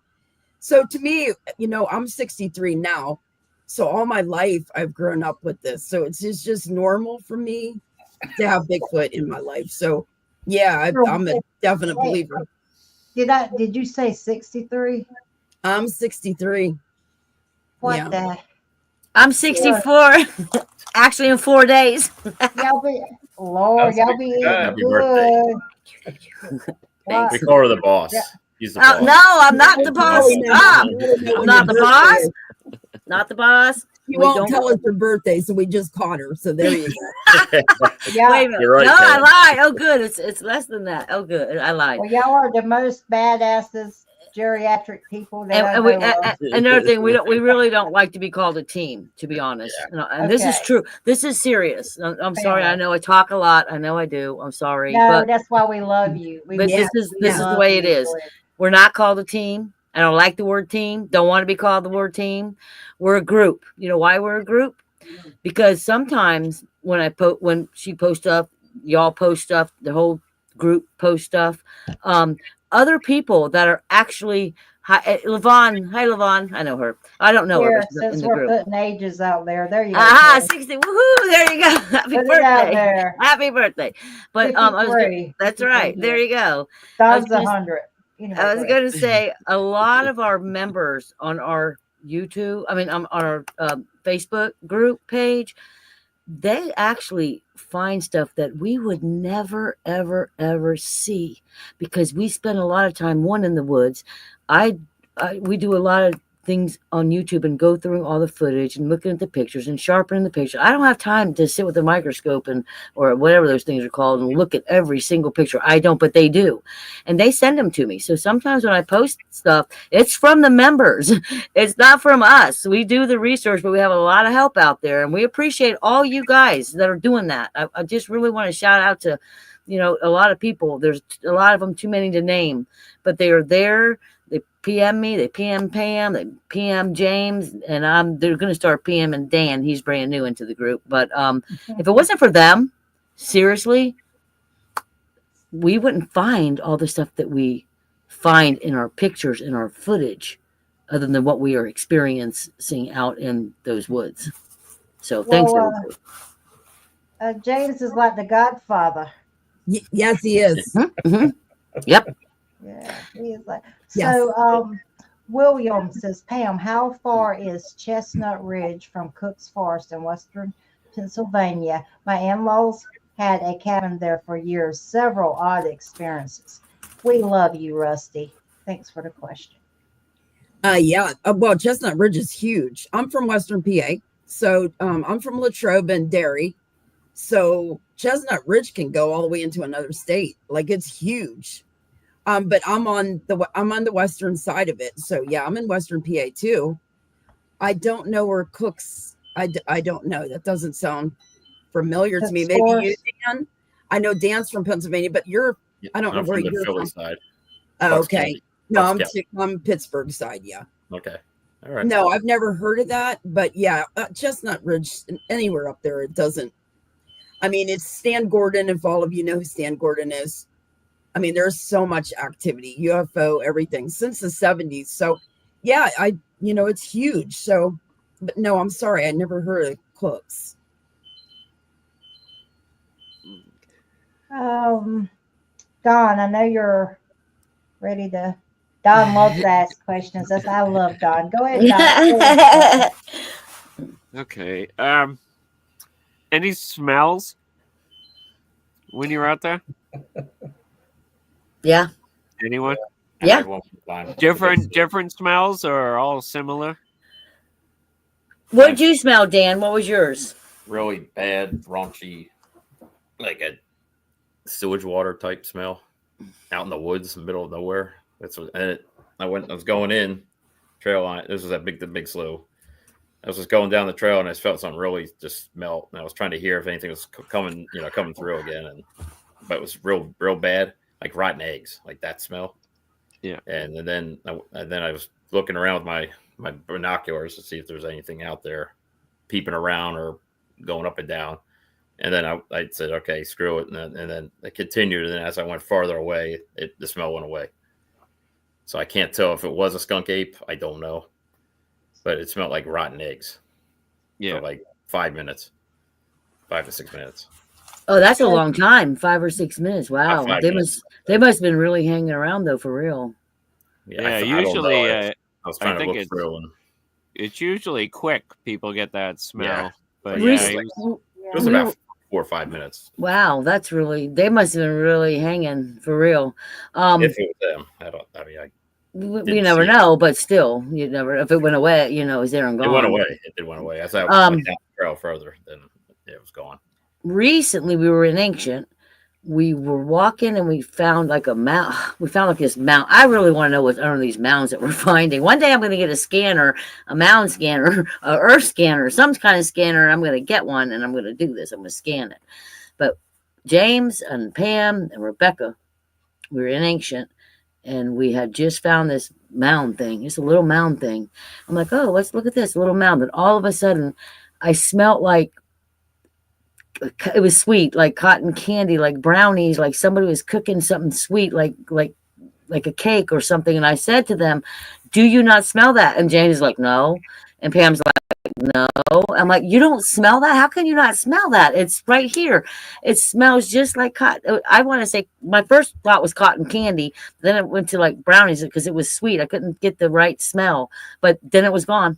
And I don't know where we were recently. I guess it was the camp thing. Oh yeah, we're at the river and I smelled something and I asked you guys if you smelled it and you're like, no, there's 3 or 4 people there and nobody smelled it. I'm like, you got to be kidding me. You can't smell this. It was so strong. They said, no. So, and one time in World, I did smell a skunk, it smelled like a skunk. I've never, ever since 2019 been doing this, have ever smelled a skunk. Not to say one can't come along and all of a sudden I smell one, but that was the only skunk smell I ever had was in World when I think James or Pam was with me when we started walking in. I said, oh my God, I smell a skunk. Do you smell that? No. I don't know if y'all smelled it, but usually they don't smell it if I smell it. That was my smell. Pam, have you ever smelled anything? No, I know we were all together with Brooke and them and Marion. I know you guys all got the smell and it was quick. And then it was gone. But I didn't smell it, but I know everybody kept going, what is that? What is that? We have it on video. And it happened like 3 times. And that was just recently. But no, I didn't smell it. But I have allergies really bad in the woods. So, I just don't with the nose spray. So I don't get the smell like that. But you guys kept saying you were having it. I don't think it was honeysuckle. It really smelled like brownies or cotton candy. It was a weird smell, like someone was cooking. I just thought someone was cooking. There's no houses around there, so. You think they intentionally get upwind from you so you can smell them? I never thought about that, but that could be possible because they sometimes are so nosy and they like the more noise that we make with our little instruments that we have, the more stuff we get. I don't know how that works, so maybe that could be. But seriously, the more noise we make, we get orbs. We have all kinds of weird stuff. Yeah, I keep feeling these different things I call phantom breezes, and a lot of times they'll have an odor in them, and it just blows through just for a minute, and you smell it, and then it's done. I've run across that several times out in the woods. Well, James, you had the opportunity to observe, I guess, a family unit of them. I always had a theory that they would roll into mud to cool down, maybe to get the bugs off of them, camouflage. Do you think that could be a part of the odor, or have you ever seen them mud caked? And what's your opinion on that, if you have? Well, I'm pretty sure that they use different things for odors and stuff. But I do know that if you use cedar balls in your bedding, it keeps the fleas and the ticks off of them. I've found some cedar balls before, and I've had talks with other people, and they say that they found bedding areas with cedar in it. And sometimes they can put on like skunk odors or something like that just to keep other predators away from them, especially if they have to go on long distance runs or something. But they're just like an animal, like a lot of animals, like dogs, they'll roll around in something in the dirt just to put an odor on themselves. So when you think of the, go ahead, Don. I was just, what type of material in the bedding areas? It was cedar leaves, the pieces of cedar. Yeah. Like you can take a ball of cedar and rub it on your arms and stuff and keep the fleas and ticks off of you. And it also keeps the mosquitoes away from you too. Sometimes back in here a while back before I met everybody, I used to make a cedar spray and put it in a spray bottle, and that's what I use for insect repellent. Wow. I boiled it in pots on top of a campfire or something and boil it down to almost like a sap, and then poured it in a squirt bottle and put a little water in it and shake it up. And that's what I used because that's more natural smelling in the woods and everything. That's interesting. Go ahead, Beck. I forgot what I was going to ask. Do you think they use the trees around there? They get up in trees? Oh yeah. Oh yeah, that footage that I have, boom, like that. Oh yeah. Yeah, Mike, I've had that experience. I hear thumping behind me after I walk by, and I just hear thumping, and it's gone. I turn around real quick, and I don't know what it is, but they'll jump from the trees. I used to go investigate in what I called an ambush point, and it was all kind of big old oak trees with limbs hanging out, and you can see on top of the limbs that they're all polished where they laying on it. And what it was is there was a big old stump alongside this one trail, and then down a little bit farther there was another big stump. What they would do is they'd hide behind these stumps, and when something would come out there, they'd jump up. Well, them things would start running down through there. Then on the other end, they would jump up, and then they would cut back up through this area where the ambush point was. I took my son back in there. He's a vet too. And I showed him how you go back up in there. Was 4 trails that left off of that area, and every one of them was blocked off with briar bushes. Wasn't no way anything could go down them little trails. They had to come back. And you could see where they would sit up on top of these trees and use them for ambush points. But then the Forestry Service came in there and stripped behind all the wood out of that area, tore them all down. So that was before I met Kathy. I'd seen all that stuff and showed several different people that spot. And I guess that's, they probably found out about my spot again. And yeah, because James, don't tell nobody where you're going and what you're doing. That's supposed to do that. See, that's the thing about it. James, it's like a brother to me. Like James is seriously like a brother to me.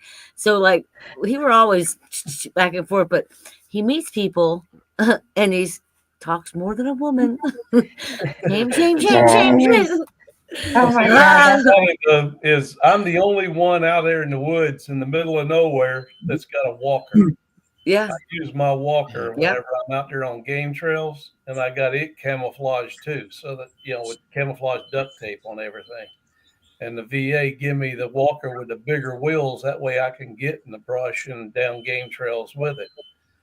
And I'd go out there, and the game wardens would come out there and find me, and that way I could sign off their paperwork that they have to have so many signatures a week, That was a game. And we talk. They all know me as the walker man out there. And That's cool.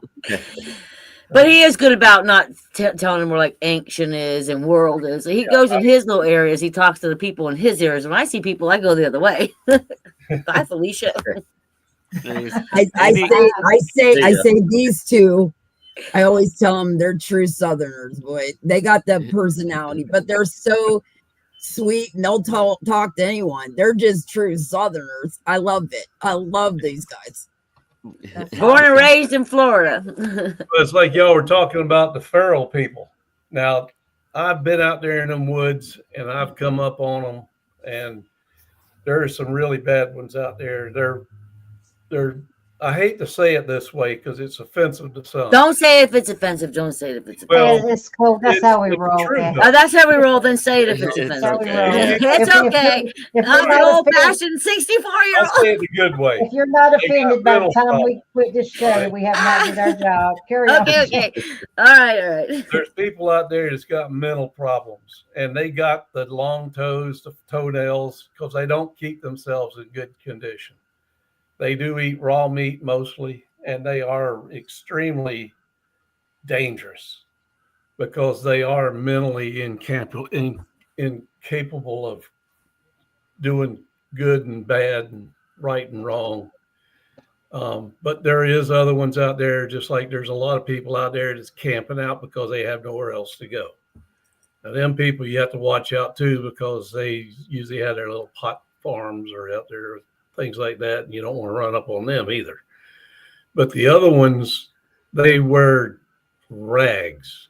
I mean, barely cover themselves, and they don't take care of themselves because they ain't mentally capable of doing all of that. But they've left their normal surroundings, and they've adapted to the woods. Right. So you really have to watch out for that kind of a feral person. They're just like a feral dog. Right. Feral dogs are raised by humans, and they go out and they go wild. Well, they're not afraid of you, because I have been chased and had to shoot some of them to keep them off of me so I could get into my car. And these feral people are pretty much like that too. They don't care. They know what they want, and they're going to try to get it. So there's a difference between a feral person. What you're saying, there's a difference between a feral person and a homeless person. Yeah. You think that?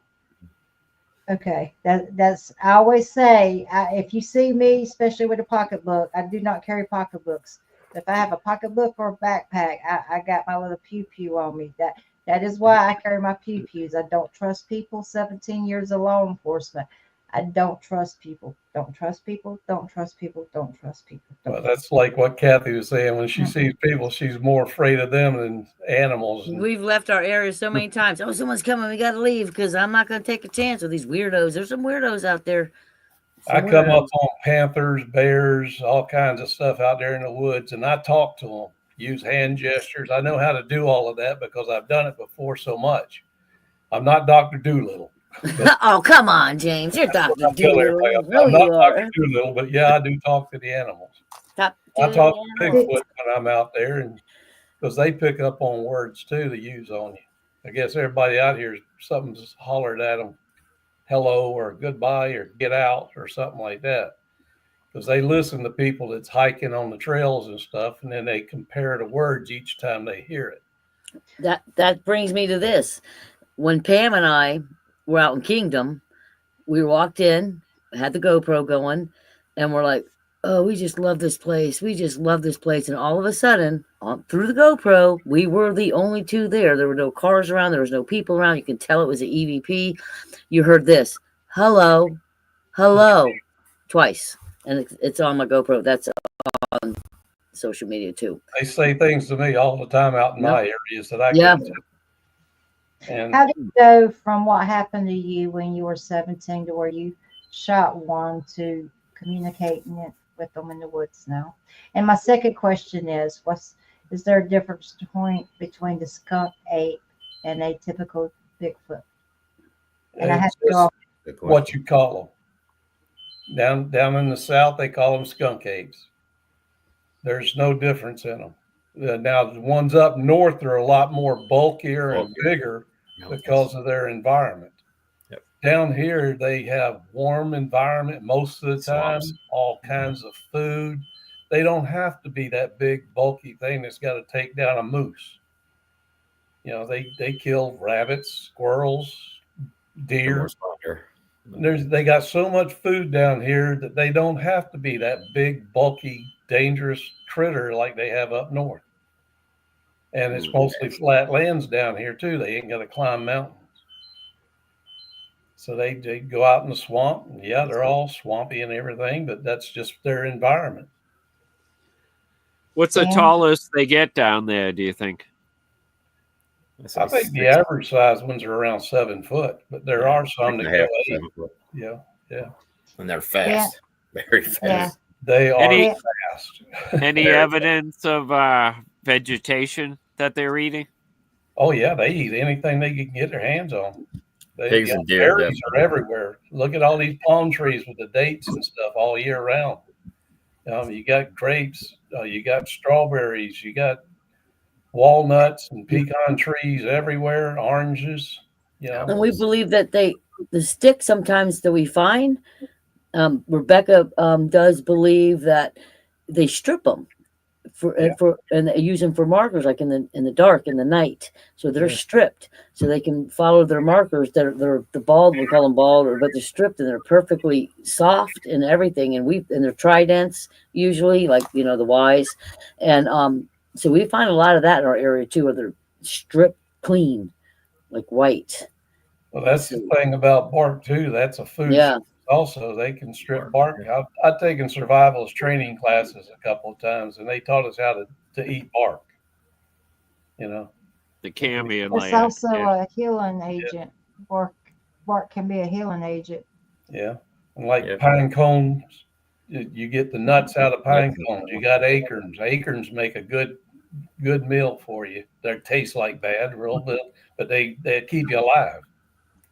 Well, Palm fronds got the cabbage down here. Yeah, that's swamp cabbage. I got cans of swamp cabbage I bought at the store. The little jars with swamp cabbage in it. Matter of fact, I got 3 more of them out there in the shed on my shelf.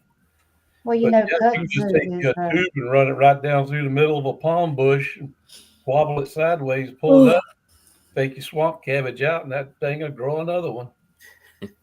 Well, kudzu, which Divine to 8 the South, is a herb. I mean, it's literally good for high blood pressure, upset stomachs. It's a antibiotic. You can eat the roots or the leaves, and there's so many good benefits of the kudzu. It makes you wonder if that adds to their longevity. Because kudzu, it's a Chinese herb. If you look it up, the benefits, it even helps kidney disease. Yeah. So you know how healthy they are around here when they're eating all that natural foods. We should probably we should probably we should probably go to their diet, but I do carnivore, so I'm a carnivore lady. So. Yeah, they don't cook nothing, so all the little squirrels and stuff they eat it raw. They might eat lizards. They might like to play with lizards too, because in Bigfoot world, twice in 2 different days, I found a dead lizard, like fresh dead lizard, tore up right there by our area where we kind of sit at night, and it was 2 different days, and it's just kind of like lizards. So now I look for lizards every time I go. I heard look for empty turtle shells. That was a good indicator they were around. Talking about turtle shells, isn't this the cutest little thing we've ever seen? It looks like a turtle wearing a hula hoop. Is that a medicine bag? I don't know. I bought it at a craft store. I thought it was the cutest little thing, and this is the first time I ever wore it. It does open up, so I guess it could be because this part opens if you put something in it. A bourbon catcher. There you go. A bourbon catcher. Something that I found out the other day was that the soft-shelled turtles, the shell is good to eat too. Oh. On the soft-shelled turtles. Wow. Yeah, remember I was asking you if that one lady liked the soft-shelled turtle shells? Well, I was online the other day, and the guy was talking about how he cooks soft-shelled turtle shells. That's interesting. Strips, and he boils them down and everything, and then eats them like jerky. Wow. Mm-hmm. So next time you find a soft shell, do it. It's so survivalist guy. Yes, another survival training thing. So what has been the most intense moments you guys had in the woods out together? Oh, wow. James, we know yours. I've had several. The most intense where you just, the hair was standing up on the back of your neck and you knew something was going on. What about you, Pam? Mine was the scream. I'll never get over that. I mean, that was so, I'll never get over it. I've never heard anything like that. So that's mine. And every time she goes to the mountains, I hope we hear that scream. I hope we hear that scream. Gotta hear that scream. I think mine would be that night. I think mine would be when we heard the vocals for the first time, because I was about to cry because I've been in that area and I'm about to tear up talking about it, because I've been in that area since 2019, and I don't know, what was it, Pam, maybe 2 years later finally started hearing vocals. And the night, it was at night, so the night that it was like coming from this way, coming from this way, coming from this way, coming from in back of us, woo, woo, woo, woo, like it was getting so close. That was pretty intense because I felt like, should we stop? Should we run? It's dark. What are we going to do? Where are we going to run?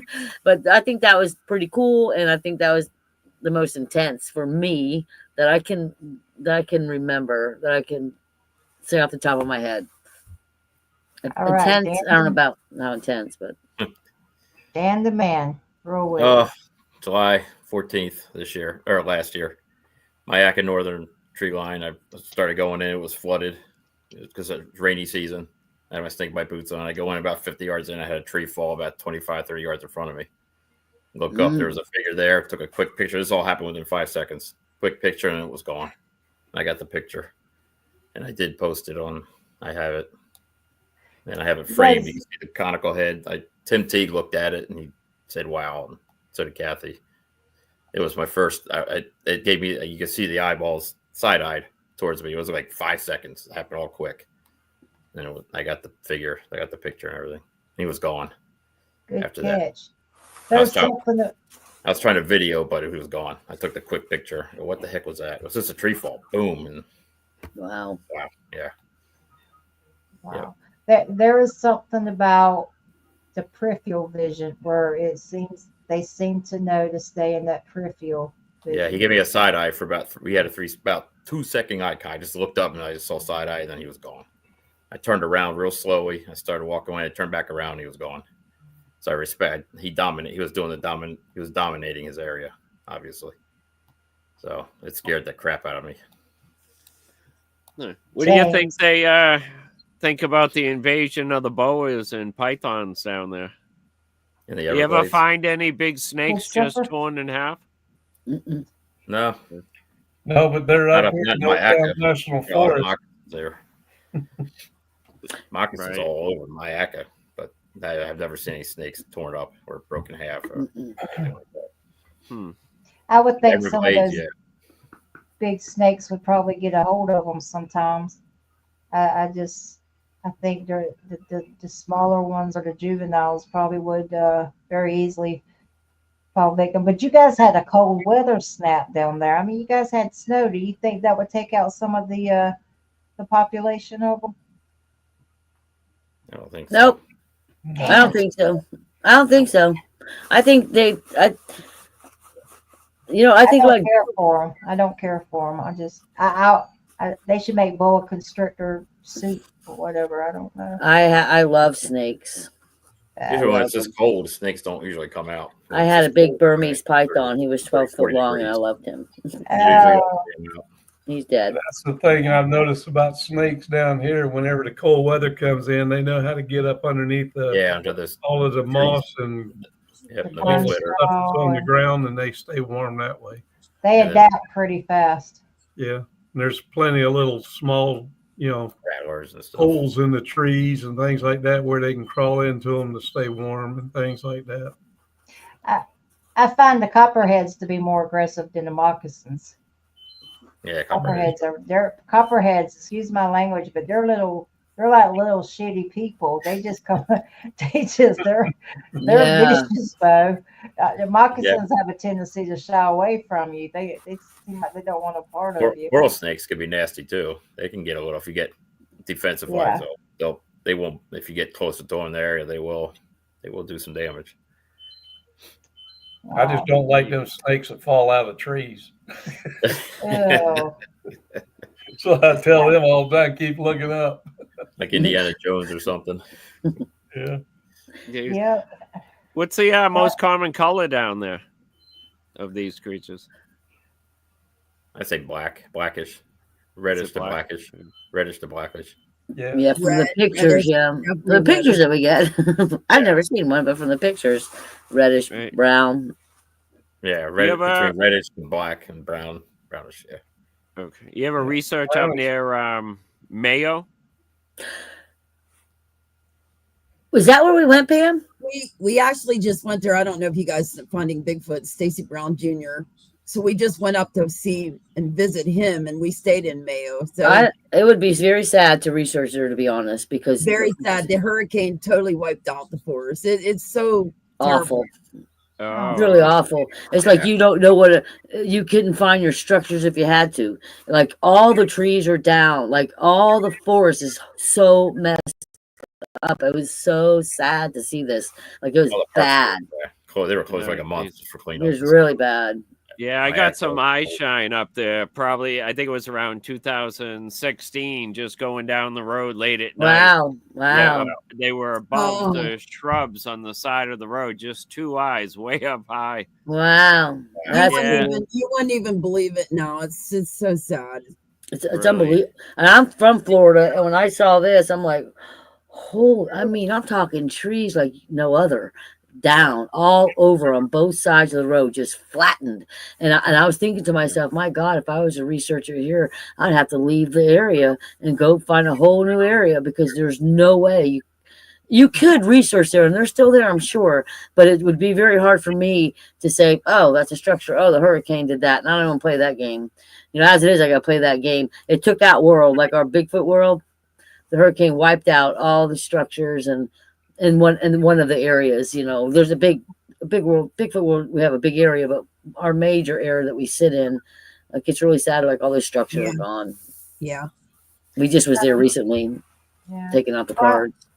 Brian Barber, and you guys, he has a really good podcast. It's called Brian's Bigfoot Barbershop. Brian, put it down in the comments, please. But he has some of the best questions. He says, "I wonder how the skunk apes deal with cold and the snow. Not like they're really used to that. They're not." And then let me follow up with this before you guys address that. Tammy, she goes, "When I first moved to Texas 30 years ago, I saw a copperhead rush a guy from at least 60 feet. Wow. It was full speed and bit him on the stainless boot." I told you they're little assholes, but go ahead. So, I'm sorry for the language, but they are. But yeah, how do you think they're adapting to the cold snap you guys are having? Because they're not used to that, especially in northern Florida. Yeah, I mean, they're thick, right? They're full of muscle, right? Well, and that I think I would think between the deer moss and the pine needles, you can scrape all that up and go underneath something and stay pretty warm. Because I am a Florida girl. When I went to Nebraska, it was snowing so hard and coming down. It was hunting season. I was hunting up there, and I've never seen snow in my life, and I was freezing. But what I did is I just went underneath some big, like I made a little out of the bushes to stay warm. So I think that between the pine needles, it's called lichen, Lichen. I call it deer moss. It could be very soft. And I really believe, but they could get a bunch of that stuff together and make a little thing to stay a little warm. That's how I feel. Yeah, and also cuddle up together and use their other body heat too. Yeah, as a family unit. Right. Yeah, up here they're out on the coldest nights. It was 0 degrees a couple nights Oof. ago, and they were out doing their thing. Well, I just thought that they had to keep moving during that And that's cold, you know? very possible, though. I mean, really. yours Because are they have accustomed so much muscle on them, and muscle is a pretty good insulator. A lot more capillaries in there, and Yeah. get that blood Well, moving. Well, see, I find that amazing because when we worked animal at welfare, the pit bulls, which were really muscular dogs, those were the ones that would freeze to death. That we would find, we would have Mm. cruelty cases on the next day because they'd be frozen to death, and those were like really muscular dogs. So, but that's just my 2 cents. Um, uh, William says, assuming skunk apes are mammals, they must be warm blooded, which means they're susceptible to rabies, and can therefore adjust their body temperatures accordingly. So I would still think they'd be freezing their wonkers off. I mean, Well, I mean, if you think about it, Florida is normally warm. Well, we're in Central Florida here, where I am. You have a couple days of a cold snap. They're smart animals, or whatever they are. They're gonna figure out a way to stay warm because it's just for a couple days. I mean, I don't know if they know it's just for a couple days, but I think they can find ways between all the trees and stuff. You can make a lean-to. You can get all the pine needles and stuff. That's what I would do if I was in the cold. I would think about what I would do if I was in the cold, how maybe they would act. Or they could just get into the water too. Yeah, I do think they do that when it's 105 degrees. I really believe they find some river water and just sit in that water all day long because I'm telling you, it is hot. There's times that me and Pam we're just sweating, August. doing nothing, doing nothing. But we still go in the woods, whether it's hot or not. We tromp through the woods. well, Right. that makes me wonder this, and this I don't so much wonder about like trying to collect things because I don't consider myself a researcher at all. But what intrigues me is how hurricanes affect them, how what their grieving process is like. What Yeah. do they just bond with one mate over, a lifetime? And one of the scenarios I use is that wolf that they turned out in Yellowstone National Park. Yeah. That he mated with one female his whole life, and when she died, he starved himself to death, which is Oh, uncommon, for a wolf. So when you hear stuff like that, I wonder. Those are the things I wonder. But I've yeah. never seen a change in their behavior when you knew a hurricane was coming in.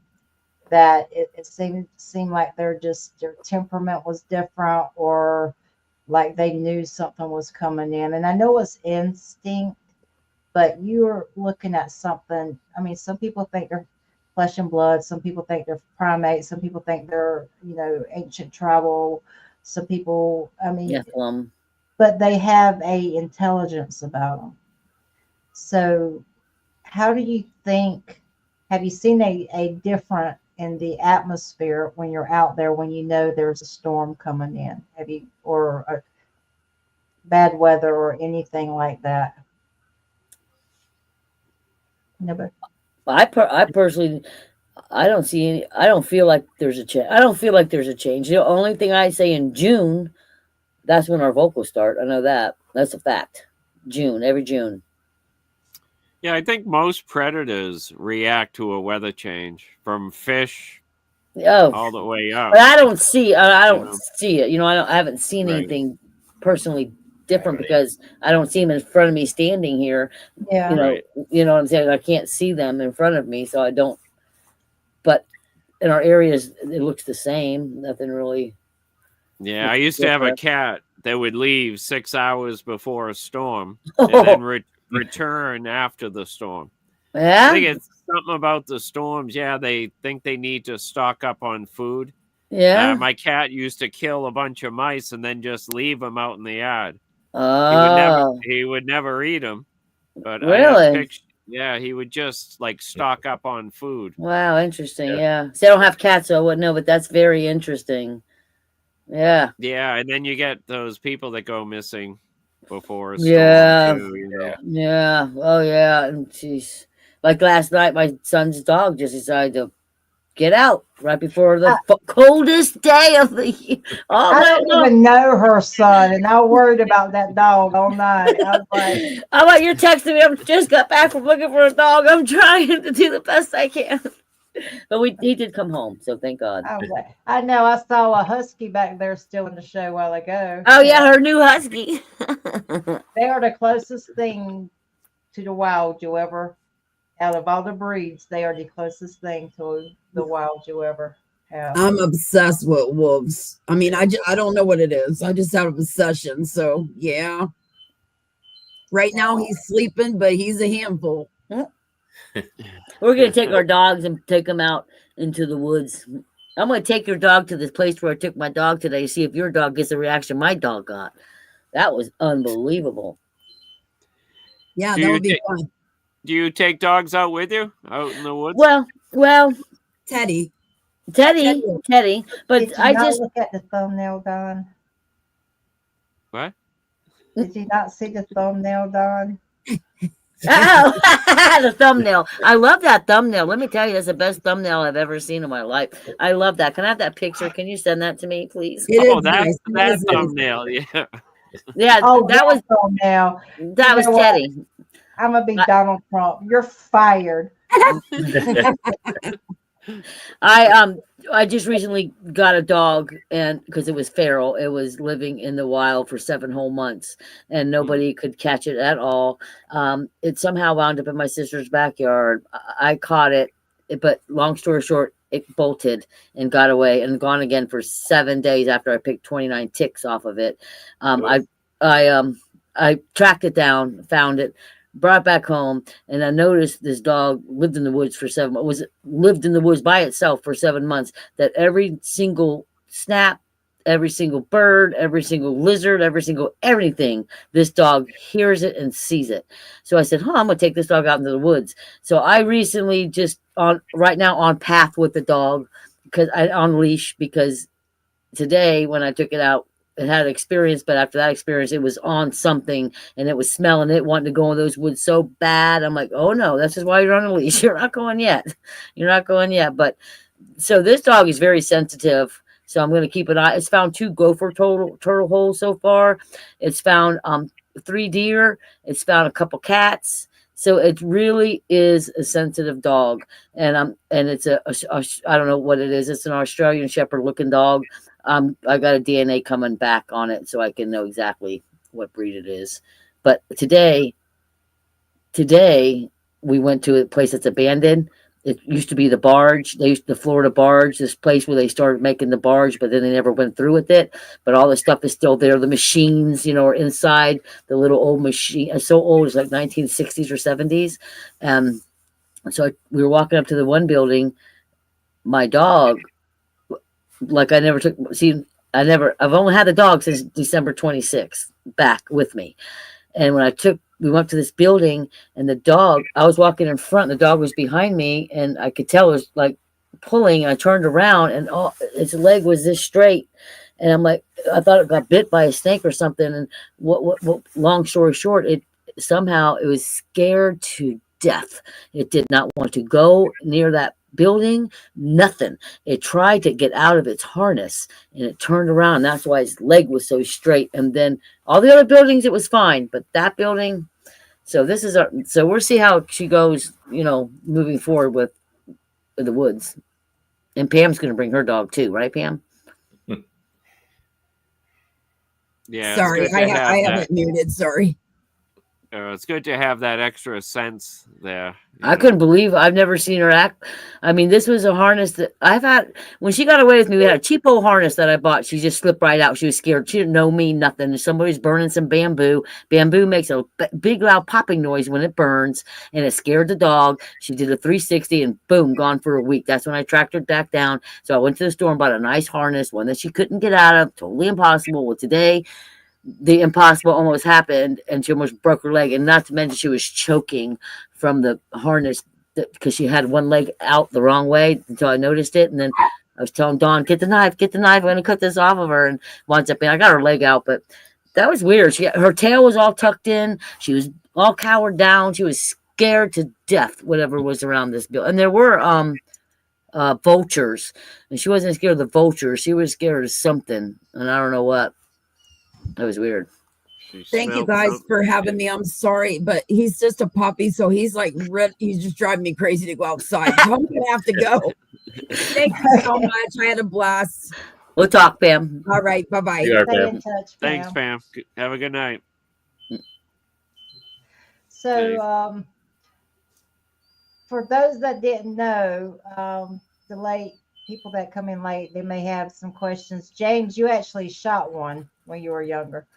So Yeah. I don't think they knew that. But through all of that, you made your way back into the, I don't know if you consider yourself a researcher or you just enjoy it. But what is your end game with this? What is your end game with, do you go out for just pure gratification and curiosity, or do you have are you trying to prove something, or what is your end game? I just love going out and seeing what I can find. I mean, I've seen things out there in the woods that people just ain't never thought about before. And I've always done that ever since I was a kid. I was in the paranormal. People would call me up and tell me that they've seen something. I'd go out and check it out for them and find out what it is. I've even gone out on one of these roads out here called River Road, got two different people talked about having Jersey Devil jumping on their vehicles and stuff. Kind of find out it was a Florida fruit bat. And them things get about 4 foot tall. I actually have had one come out by my house the other day, out there by my palm tree I had by my lake. But that's just what I just love to do. I just like to go out into the woods and just sit with my binoculars and just watch.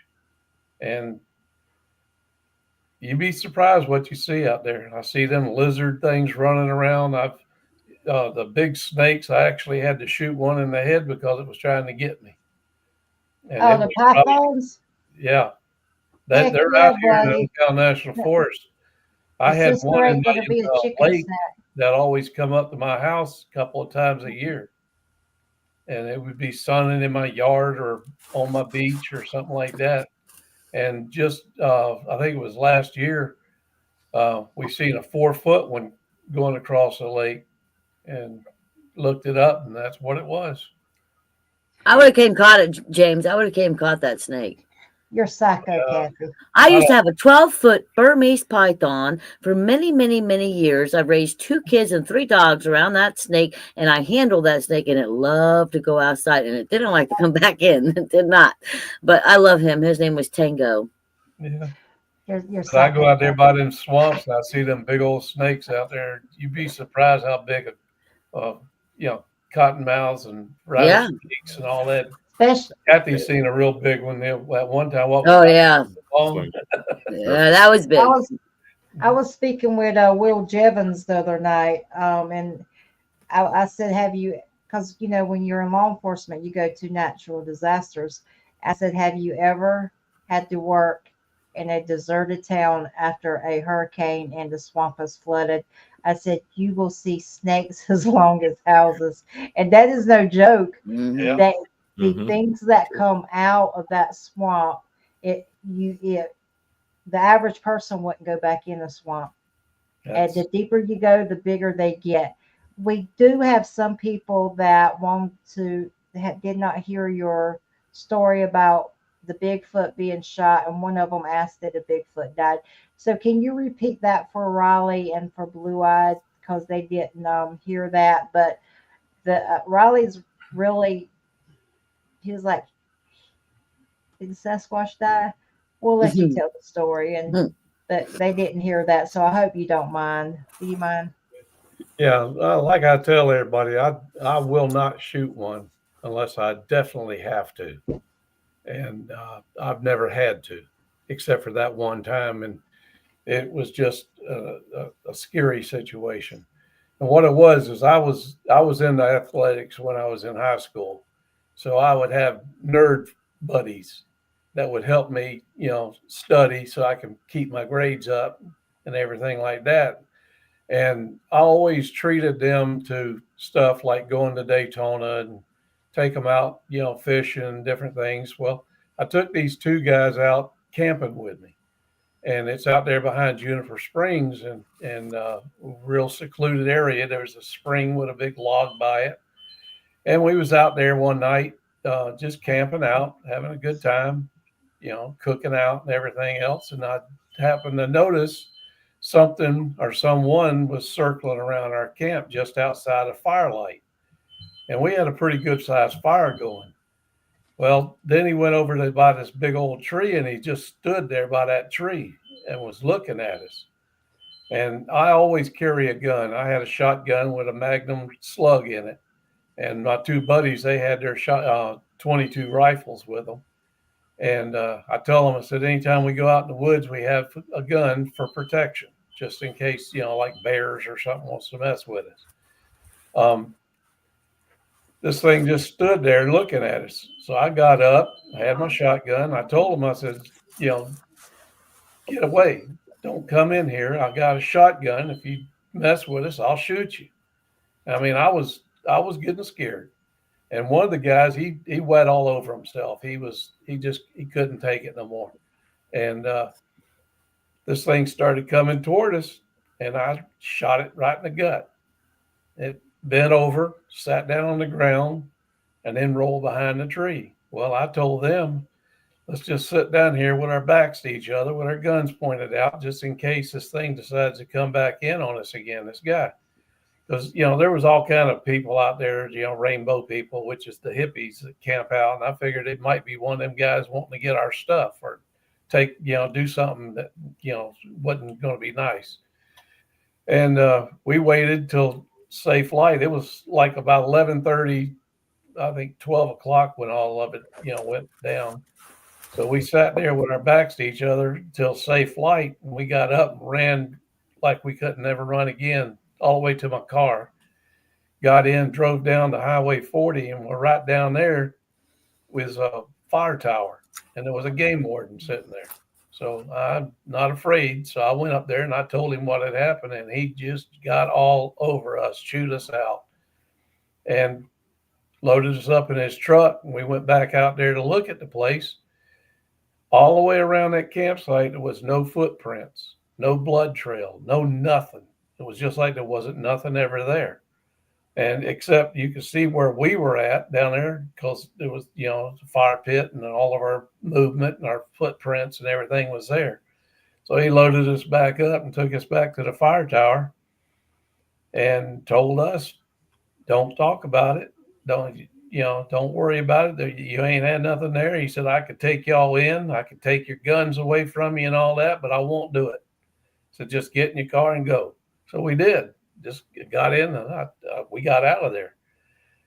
A couple of weeks later, I was going to Daytona, and I went by the fire tower, and he was sitting there. So I pulled in, and I asked him, I said, have you heard anything about, somebody going to the hospital with a gunshot wound or a dead body or anything? He said, I don't even know who you are. What are you talking about? And he got real belligerent with me and told me not to talk about it, just to get on out of there. So I did. And that was the way it was. And I got talking with some other people later on, and that's when I realized what a Bigfoot was, and what I, because that thing was probably about 3 times as big as my body frame, and it about 7 foot tall. And I just thought it was one of them really big guys or something at first. And there wasn't no way I could take him home. And that's the way it was. Wow. Riley said, interesting. Thank you for sharing that. And I appreciate you saying that again. Dan, in closing, we've had you guys on about two hours. Let's just go around and in closing, and if there's something you guys want to add, I want to thank everyone tonight for being really cool in the chat and listening to the show and dropping in and supporting you guys. Dan, is there anything you want to leave us with that we didn't hit on? No, I think I'm just glad to be on Kathy's team, and Glad to have you. And started with Jimmy Barr, and then I met Kathy at the conference last year. She got me a campsite, so that's where it started. And then rest is history. James, I get to meet tonight, a lot more personal now. And Pam's nice. I went first time up in Ocala to Silver Springs. That was a great with Brooke and everybody. It was a great trip, and I plan on going back up there. But yeah, the team is the group is awesome. It's my YouTube. And then definitely now with Tim T, I'm going with him now to the Green Swamp a couple times. One time we're going again, and I've learned a lot from him too. Kathy and Jimmy and Thank Tim you, T. William. So yeah, and James, I'm glad I met you tonight. Great to. Hopefully, I get to go out with you one time. That'd be great too, as well. Oh, you're going to go out with James. You're I coming. want to go out with James, man. You're going. and yeah, and Tim T's awesome too, and Jimmy Barr. Sorry, Jimmy's good people. Yeah, Jimmy's good. He told me last year. He goes, "You could do this on yourself. You could do this, man. Don't give up." And I went on my own, and then ever since then, I love going out in the woods. I just get away from everything, and I go in the woods. I love to hike. I love Mother Nature, and I started researching back in 2023 in Starkey when that knocked. Very first thing that was like, oh yeah, they're real. And then I started buying stuff, and I go out on my own every week, and I love it. So, have you camped out overnight? Have I camped overnight? Not yet. Yeah. That's what I want to do. That's what I'm not doing it by myself at the slough. I can tell you that. Right.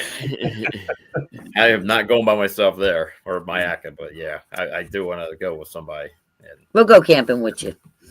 I got a heater. I got a heater for my tent now, so we're good. No, I was supposed to go with her back in October, but it was my wedding anniversary, so I couldn't go. So. We're going to do another one. We'll do another one. I'm going to the next one, definitely. Okay. So, yeah. What's up? Dan, you're awesome, and I hope to hear back. I hope all of you come back for a follow up. All right, Kathy, let us have it, little mom. Oh gosh, where do I begin? First, I'm going to begin with thanking everybody that showed up tonight. For this podcast, and thanks for our supporters, and thanks for all the wonderful, beautiful words that you've said in the chat. Thank you. Thank you to our group members on our Facebook page for always being there and supporting us and sending us stuff and showing us stuff we missed because we do so much other stuff. We miss the good stuff sometimes. My end goal is to keep doing what I'm doing. I don't do this for any funding because I'll tell you why. When it becomes, oh my God, I'm going to make $1 doing Bigfoot. What it becomes is, where am I going to get my next dollar doing Bigfooting? Then you lose the passion for the real, for the being in the woods, for getting all the great stuff. I retired 2 years ago from AAA. I worked there since 1996 selling AAA memberships. All I did was work by a computer. So now instead of working for AAA, I get up and work for myself for the nothing because I love it. My husband thinks I'm a wackadoo. None of my family believes, not one single family member I have. They support me. They truly support me. My husband today, he called me up. Do you need something? I was going somewhere, and he asked me if I needed my jetpack. And I said, no, that's for tonight. And he goes, oh, okay. Because he saw it charging. They support me, but they laugh at me. I have 3 grandsons that are little. They're my only little squatchers that I have. So I take them with me and I show them little signs. And so they do. I don't take them out far in the woods or down very many long paths because of danger. I don't carry. There are snakes. There are weird people. I'm not worried about animals. I do worry about the rattlesnakes because they are huge and they camouflage really good. But I just want to keep getting what we're getting, the weird stuff, the stuff that people don't want to believe in because they don't want to be open about it. There's a lot of weird stuff out there, whether you want to believe it or not. Sorry, but that's just the way it is. We have it. We have it on film. Go look at the YouTube. Go look at my TikTok. I try to get everything I can. And we don't, when it comes to editing pictures, yes, I do use Lightroom, but I only use it to sharpen and to lighten and to get a little bit light or because usually it's too dark, so I have to lighten it up so you can see things. But that's all I ever do with that. I was a photographer, part-time, weddings, crap like that. But I take my photography skills now out into the woods, and I'll tell you something that happened. Now I'm skeptical even bringing my camera out there, because just the last time I was out there when I was checking my cards and the cameras that I have on the trees, my good camera, my Canon that I bring, I have a nice a Tamron lens. Well, I had a Tamron lens. You were with me, James, when this happened. You were with me. You and Pam were with me. So I said we went to Gambler's Paradise, and then we went over to World. And when we're in World, I was taking pictures, and I looked down at my camera, my lens. There was on the lens at the bottom where it connects to the camera. There's a little thing there, a little plastic thing or whatever. It was gone. So all you saw was the guts of the lens. And I've been using the same camera since 2019 with the same lens. Never had a problem, never had an issue. And so I thought we would go back to Gambler's Paradise to try to find the little piece that goes on the lens. Well, I got home. I ended up calling Tamron. They wanted to see a picture. I sent them a picture. And they said the only way that could happen, it is broken, and the only way that can happen is if your camera was shocked. I was shocked to hear that. Shocked. That's what they said. And I said, what do you mean? I was so thrown back by shocked that I didn't even ask, what do you mean by shocked? And she said the components in the lens were gone, that I had to send the lens in to get it fixed, which would be $200, and new lens is $700. I don't make these lenses anymore. My 18-400 that I have. I love that lens. The stupid lens that I have now is stupid. I couldn't even use, barely can use it today. I had to use my cell phone. I'm waiting for a new lens. I'm too impatient to send things off to get them fixed, because when you get them, then something else is going to be wrong. Then it's going to get deeper and deeper and deeper, and God only knows. But yeah, I couldn't believe it. It was shocked. That's what she said, shocked. So I looked it up. I looked up shocked on the internet, and there's some electromagnetic field, something or other weird that it came up with. And I'm like, well, now what do I do? Should I just go buy a cheap little camera, or should I take the chance? And because I use a Canon 70D, I've never hardly used my cell phone for pictures ever. I like my camera. I like my regular cameras because I like taking pictures of structures. But now that my camera, and the camera's gone too. That's gone too. So I thought I was going to change the lens because I have another lens at the house, put the other lens on, go out, do my thing. Nope, not happening. Camp out, brought my camera with the other lens. Camera would not work, period. Would not take the picture. It would not do nothing. So I lost a camera and my good lens and my good camera. But my end goal is just to keep on doing what I do, meeting new people. We've met some really great researchers that we've gone out with and have, fellowship. There's some people that I'd rather not go out with, but there's really some good people out there, and we just want to keep on getting the strange. And I wish people would understand that there is strange. I think a little different than most people when it comes to flesh and blood and other things. I do believe like this.